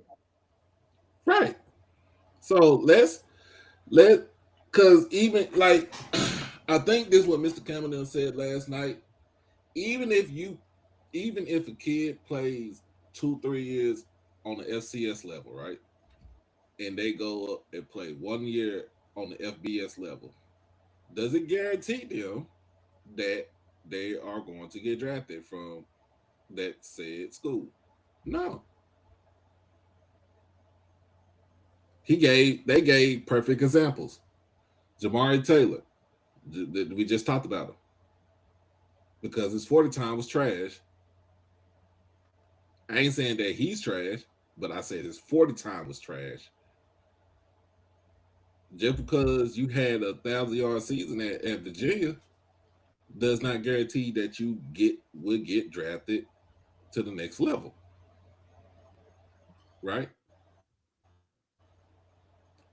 Um, let's be honest. Let's be real. Kevin Coleman got drafted coming out of Missouri. He been at 4 schools. He started at Jackson State, left, went to Louisville, didn't really pan too much at Louisville, but he left there. He went to Mississippi State. He had some good games at Mississippi State, but it didn't really pan out there. He went back home to Missouri. Did he do anything at Missouri? I don't know what the stats were when he was at Missouri. But guess what? I believe he got drafted from, and they looked at his film from when he was at Jackson. Because first he can special teams, he could play outside receiver, and he could play inside receiver. He did more damage as an inside receiver than as an outside receiver. And then you look at it, the guys that when Travis Hunter didn't play at Jackson, he he produced because he doesn't have to worry about he didn't have to worry about number 12 in the shadow. Let's talk about Tor. I think it was another one from Central. Torricelli Simpkins went up. He was at Central. I think he transferred and went to what was that Maryland? Did that translate him get drafted? No. Andrew Jones transferred from Grambling, played at Ole Miss. Really didn't get too much playing time. Did he get drafted? No. So what they were saying last night was that just because you moved up, and most of the time these kids ain't moving up because of no money. It ain't about money. They want Even to if be they seen. did go up to get money, that's okay. That's okay. Yeah, it's okay. I mean, you got a little small investment, still, but still, it's Uh, not. The what we were trying to. What they were saying is looking at semantics. It's not always about money for a kid. That reason why they move up. They want to transfer out and go to an FBS school. because Uh, they Josh know. Nobles. Josh Nobles went from winning a Celebration Bowl to being on one of the worst teams in FBS at UMass. And I'm sorry that he got injured, to his knee. But at the end of the day, it ain't all. His status was he wants to be closer to home. But hey, it is what it is. With Um, Quincy Ivory was a project. Because remember, he came in to the SWAC as a quarterback. He went to JUCO, turned around, went to Florida, got developed as a defensive player, and then he came to Jackson and was really developed as a defensive player. I don't listen. I don't. Yeah, I don't blame anybody for moving. Right? I don't. And the reason why I don't is because again, we think we know what's on the other side of that door. We don't know what's on the other side of that door for them or us as adults or and them as, young men. But here's another one right here.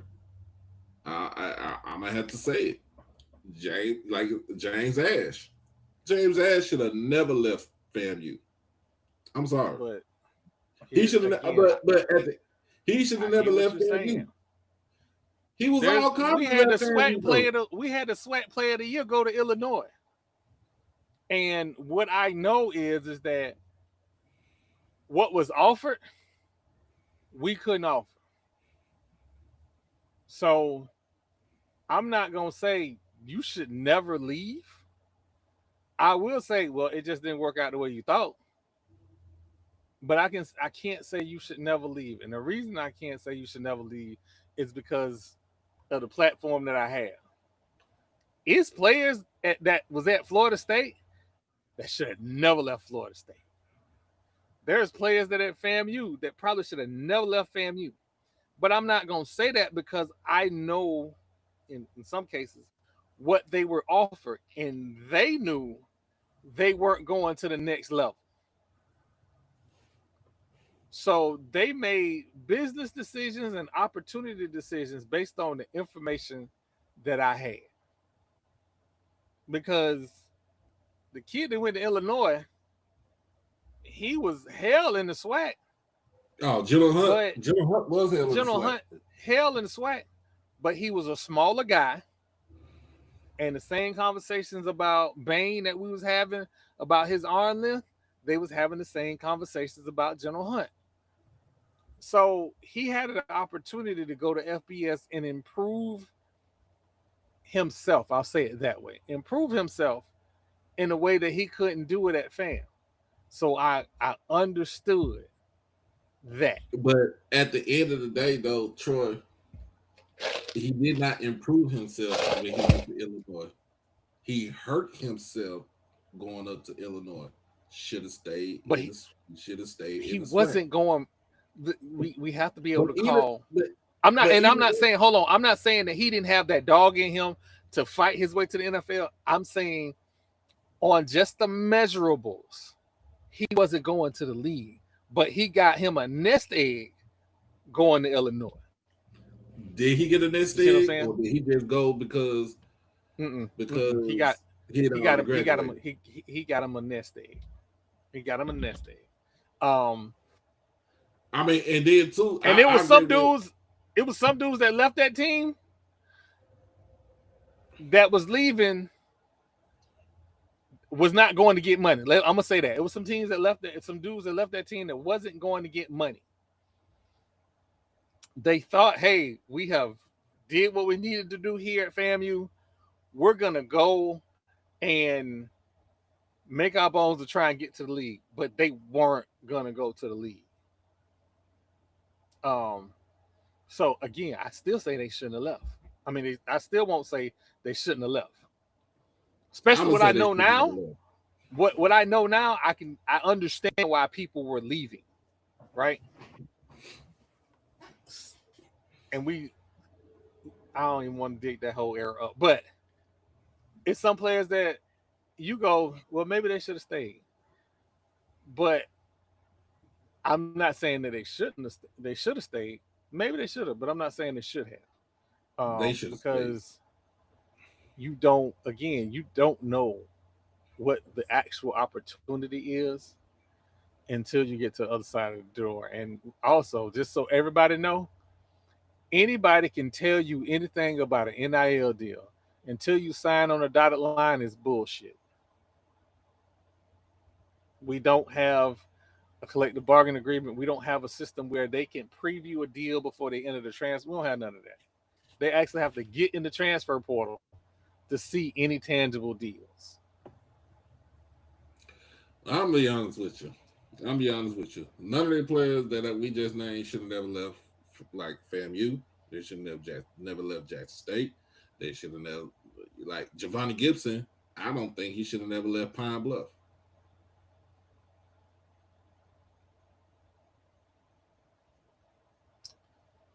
And like Giovanni Gibson goes to Oklahoma and he gets lost in the shuffle. He got a couple of games where he got a couple of catches, but he gets lost in the shuffle.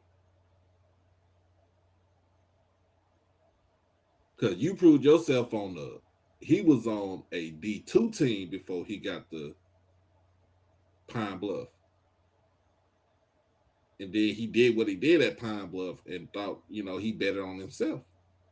But at the end of the day, I think he should have just stayed where he was at. EA, do me a favor. When I get this AD back on the show, remind me of that. Remind me of that.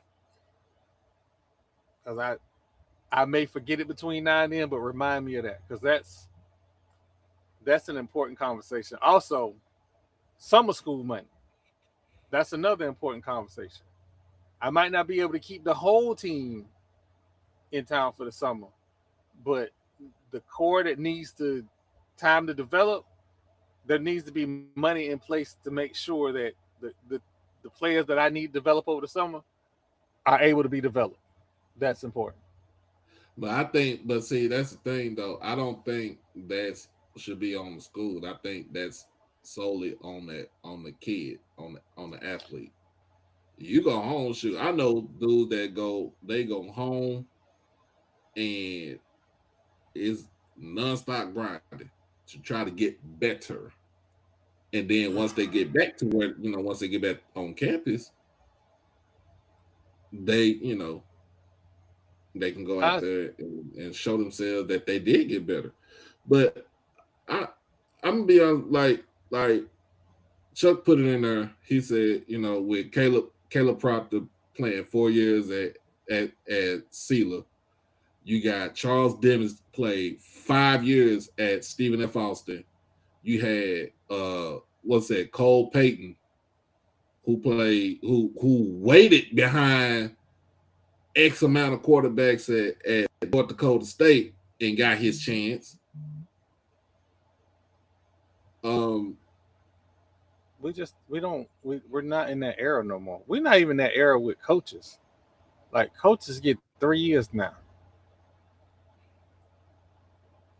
reason why they're getting 3 years because it's not it part most of it is the fan base, and the AD that in the higher ups are listening to the fan base, and they don't know if they can actually get these kids developed and want to But go out there and win.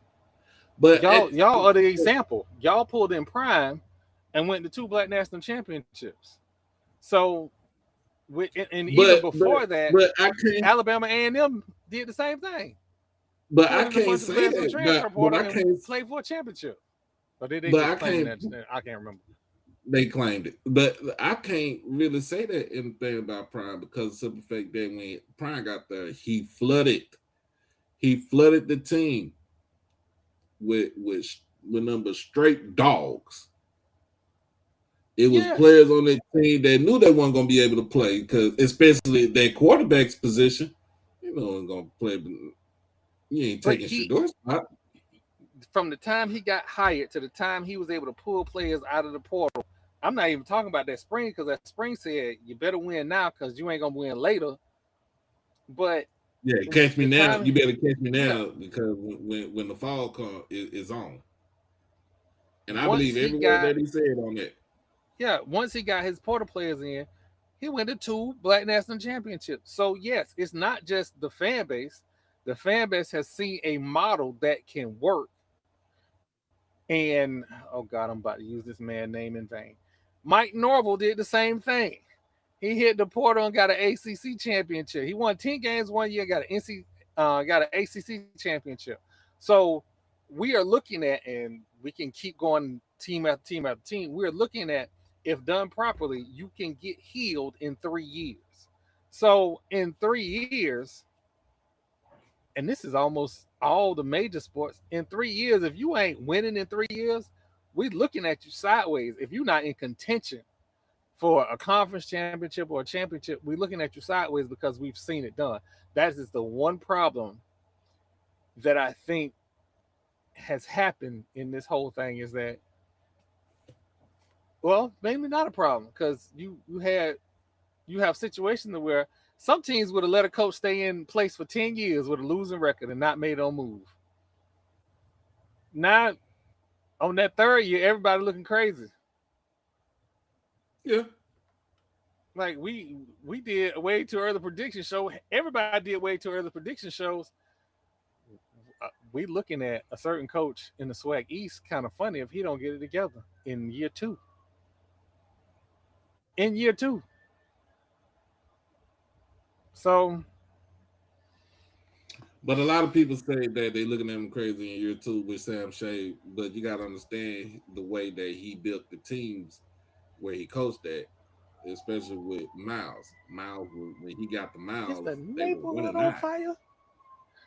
I listen. I again, When I he get got the all of that. Miles, yeah, we got the Miles. They were 1 and 9. So of course, in year two, is when it starts to pick up.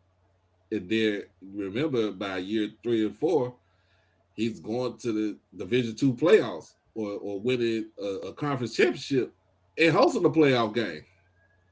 No, and I want everybody to know I ain't calling for nobody's job. I'm just saying people, you see conversations when you in this space. You see conversations and you be like, if that's the tenor of the fan base, and I never think that's the tenor of the fan base. The tenor of the fan base is always the seasoned alumni.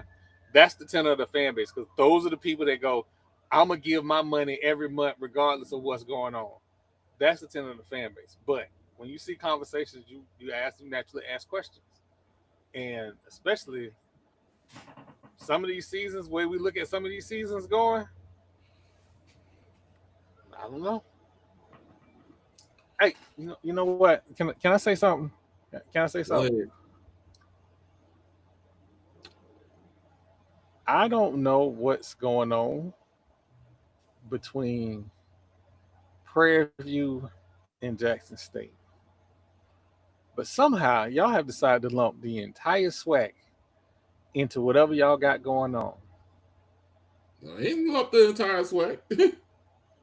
Oh no, I, they I did not. We did not lump the entire swag. That is no, Prairie I'm View. talking about Prairie View has lumped. Whatever beef they got with Jackson State, they have now lumped everybody in. Now, and I've been very respectful. I've said y'all got 6 national championships. That is to be lauded, yada, yada, yada. I said all of that. And I go to your shows and I say, hey, what's up? Hope y'all have a great show. All of that. I support all the shows in this space. But I'm going to need y'all in this off season to stop shooting at everybody about football when we got baseball and softball going on. Ain't worried about that. Football, you got Troy. Troy, Prairie View in Texas. We don't care about none of the other stuff. We are talking I about understand football. all of that, but I'm just saying, Football if you is keep shooting at religion everybody, somebody gonna because shoot back. because they are the reigning swag champs. They can shoot.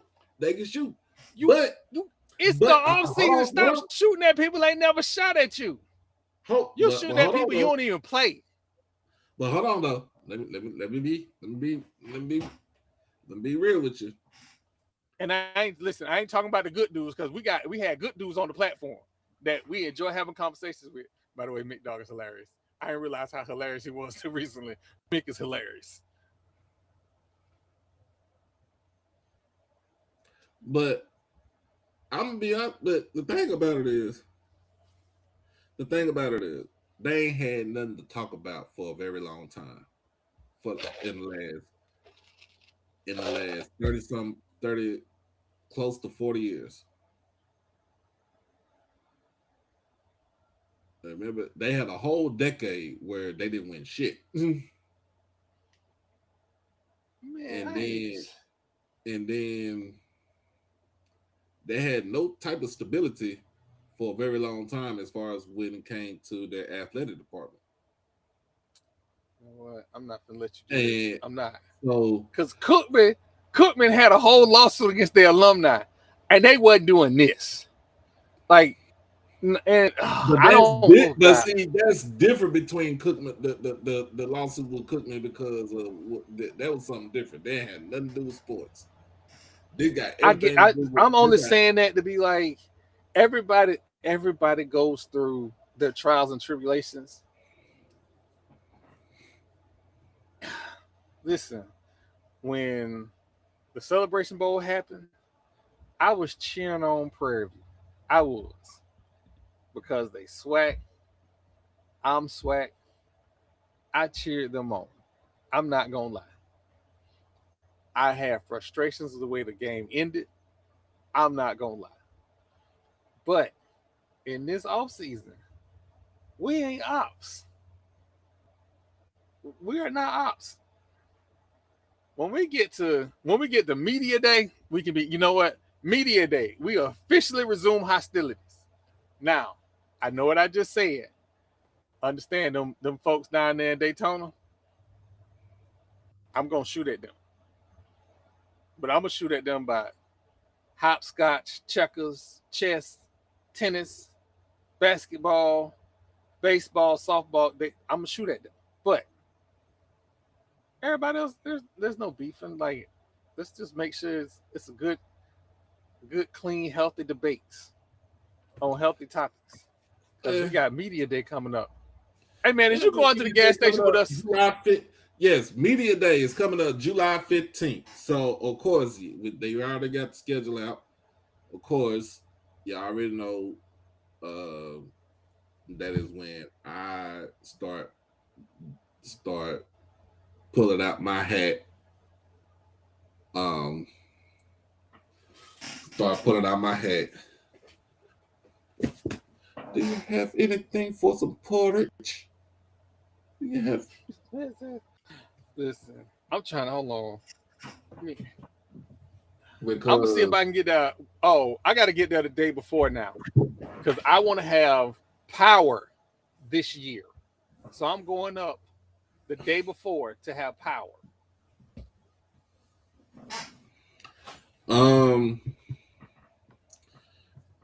Hopefully I get everything settled and where I don't have to worry about doing a turnaround trip, where I could actually stay in a hotel. and not worry about being cramped on the bus for another 10 hours or something like that. Doesn't matter to me. But anyway, yeah, we Man, wait, starting. hold on. Check this out. Check this out. I'm gonna get you a Marriott discount. I'm gonna get you a Marriott discount. So come up. I'm gonna get you a Marriott. I got you. I'm gonna get you a Marriott discount. Mother-in-law work at Marriott. I'm gonna get you a Marriott discount. Cause we got, man. We got to get up there. We got to hang out. First, I need to go to the gas station. I need to go. You know what? I'm gonna get everybody a bowl from the gas station because that bowl. Oh my god! The So thing. that means oh yeah, that means we gotta that shoot. I gotta try to figure something Like when out. we get off of here, I give you the code so you can search to see what the rates is. Mm-hmm. And then I'll just get you the paper so you can use the discount. Yeah, because had to take care of some stuff with my ID. So hopefully we'll get that'll be done and squared away. So I'm not gonna raise no money until probably like the end of June. Well, probably right before about a week before June ends, and then we'll go into July if we got enough. Put that to the side. We'll put all that to the side because I don't mix. I do. That's the one thing I do not do. I don't mix podcast money with everyday money. I do not do that. I do not do that. So just let everybody know.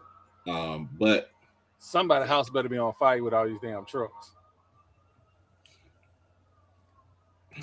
so just let everybody know that's how I'm gonna do. So because I normally once this will be year number damn, this will be year number 4 for me. I went in nope, I take that back. I went in 23, 24, 24. Nope. I take that back. No. I think you're gonna be 5 years, ain't it? Because I'm just gonna be on year 3. 23, 24. I went last year. No, year 4 for me. It's year Just year thought like 3. year 4. Yeah, year 4 for me. Going to the media day. Um, so when we get all that, we baseball season get ready to come down to the wire. Softball season is like I think they get ready to start Tournament should be in a week and a half. I yeah, think. tournament starts in a couple of weeks in like 2 weeks. Uh, I know HBCU athletic conference baseball and softball tournaments are going on right now. That's the reason why we ain't heard Danny because she on assignment. She in the baseball field and the softball field. Yeah, I Um, got some things I need to take care of for her. I need to call her tomorrow. Um, hey man, Frontier, I need y'all to get a. Can we get some flights to Montgomery, please? I don't think you'll get a flight to Montgomery. Your closer will be going to Birmingham and driving to Montgomery. I mean, not Montgomery. I'm in Birmingham. Yeah, because if I fly, I gotta take Delta up, and so it's Tampa to Atlanta and then to Birmingham. So Well, I'm about to say, that drive from Atlanta to Birmingham ain't number what 2.5 it ain't that hours. long. Yeah, it ain't that long. But if I'm going, I take that back. oh It's listen, 3 hours because I forgot about traffic. yeah, no, I think we should fly. Yeah, me and Marlon need to go ahead and fly. Only because coming back, your GPS route you. Remember, I was telling y'all when I went to Montgomery, I had to go all around that back road. I think it was 82 or whatever. Mm-hmm. When you coming out of Birmingham, you get back on 82 coming out of Birmingham to come back to Florida. I don't want to do that anymore. I don't want to be on the. Listen, I know I'm from South St. Pete. I ain't no country road type dude. I'm not. Like I listen. I don't know. Like our ancestors was built different, and all that tough talk, I'm riding with my thing on my lap because I don't know what's going on. Going on. That's it's man. Listen, when I tell you them back roads with them canopies be back roading, Mm-hmm. nah, because it was when we went to Montgomery. You know how easy it was, and I thank God I didn't take the Tesla then. I could have been off the side of the road real easy because it was late at night. It was raining. Mm-mm. Nah, I just want to fly. I just want to fly. But yeah, we gonna get the gang together. I I tried mean, we gotta get TP on there. We gotta get Jamal if he. I think Jamal will go. Because Jamal came out to Friday Night Lights. So Jamal will probably go. And we'll probably get him at the baseball championships. Knock on wood, we'll probably get him at the baseball championships. But I think he'll go to media day. Um, I am. I would like to get Jennifer on the show before we get do media day. Yeah, And you you know get that. what? Let me reach out to Keisha Kelly. We need to get her on the show too. Yep. We need to get her on the show too. Um, so let me reach out to her and get her on the show. I know she be busy because she real journalist and all of that, but we're gonna get her on the show. But hey man, I got to get out of here because Yeah, we got. the I gotta wife get up there. the wife I got me get. going to her job at 5 o'clock in the morning because she's having some tests done, some routine, nothing, just some routine tests, and I got to be there because I'm the husband. So she getting some routine tests done, and apparently I gotta leave my house at 4:15 to get to her job on time. Hmm. Well, I gotta get up off of here because I gotta get up early in the morning because I gotta be at work at 8 in the morning. But Oh. listen, man, here they go, Rico. There go your Cowboys fans. Yes, sir. What's happening? I'm gonna start something before I go. Does that mean y'all gonna make the playoffs? Yep. Fuck you talking about? Okay. I'm just saying. Well, you know what? I'm gonna wait for the dude to crash out first before I say so. Who? Me? No, the crash out dummy that ain't signed his deal yet. It'll be all right. He gonna sign it.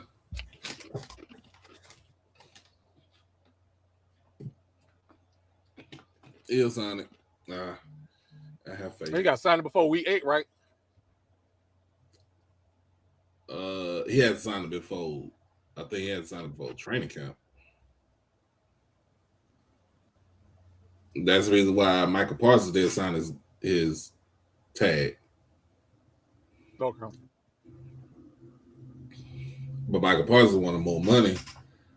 He wanted more. He wanted less years, more money. Well, And then Jerry, Jerry was like basically because Jerry don't deal with the agents anymore like that. He leaves that up to Steven. that's He leaves a lot of his stuff. He leaves a lot of stuff up to his son, up to Steven. He don't leave, just think about that. just step down. Like He's not gonna step down. How you know you that gonna girl step that down when always. you how you gonna step down when you're the owner, the president, and the general manager? He got enough kids and one he ain't want to talk about to run that company. He is the girl that always want the attention, or the dude that always want the attention. That's who he is. No, he's always been like that. Y'all know that. All right, man. Let me get out here. Hey, man, y'all have a blessed one. Have a blessed one, and as always, lead with love. Yes, sir. Oh, Coach Pressure, she liked my comment, by the way. Coach Pressure liked my comment. When we gonna get on the show? You know what? I send an email in the morning. I All definitely right. send because she been recruiting. So yeah, I send an email in the morning. Yeah, we need to bring on this side right here, so we get all All these right, rattlers. y'all. All right, y'all have a good one. Rattlers support. Oh my goodness. So, thank you. After all the technical difficulties you done had, shit.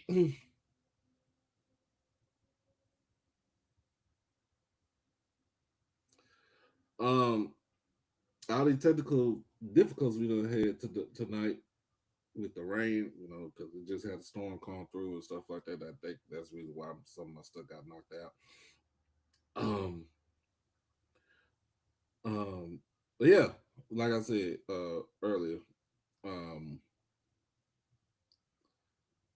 I always question myself, what does validation mean to me, and why do I need validation from others? And then I gotta just go, just talk to my therapist and um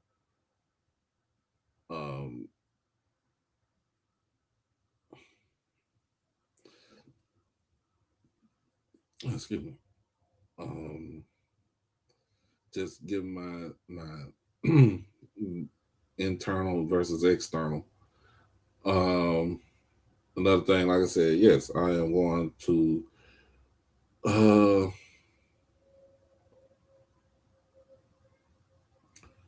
uh get things better as far as taking care of my health. Um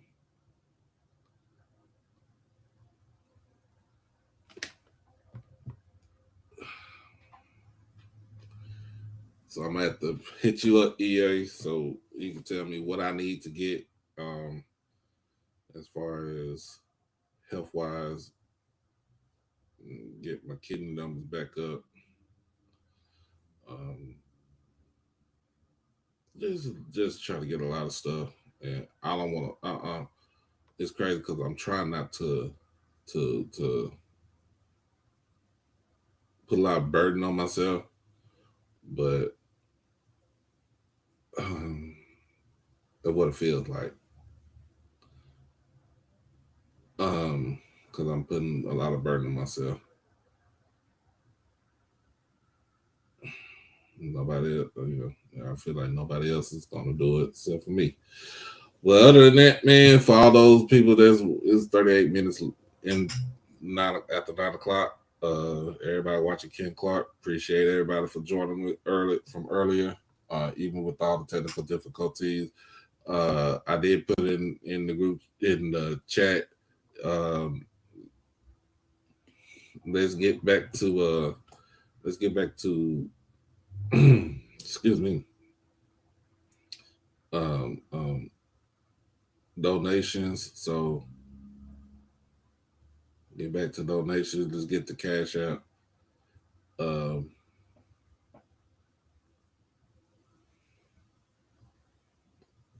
cash out. As you see right there, and the PayPal is still the same. I don't have Zelle anymore, but yeah, we are trying. I'm trying to get some other things going, and also get ready for um, SWAC Media Day. So make sure all these numbers go back up in the fall. Y'all know this crazy because during the football season not in, I really don't have the type of numbers like that. But when it is, yeah, I start putting some game or we talk about football, my numbers really take off. Um,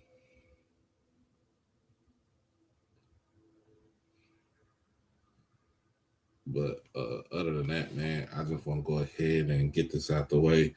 But y'all be blessed, y'all be safe, hug your loved ones, and love all your loved ones. Um,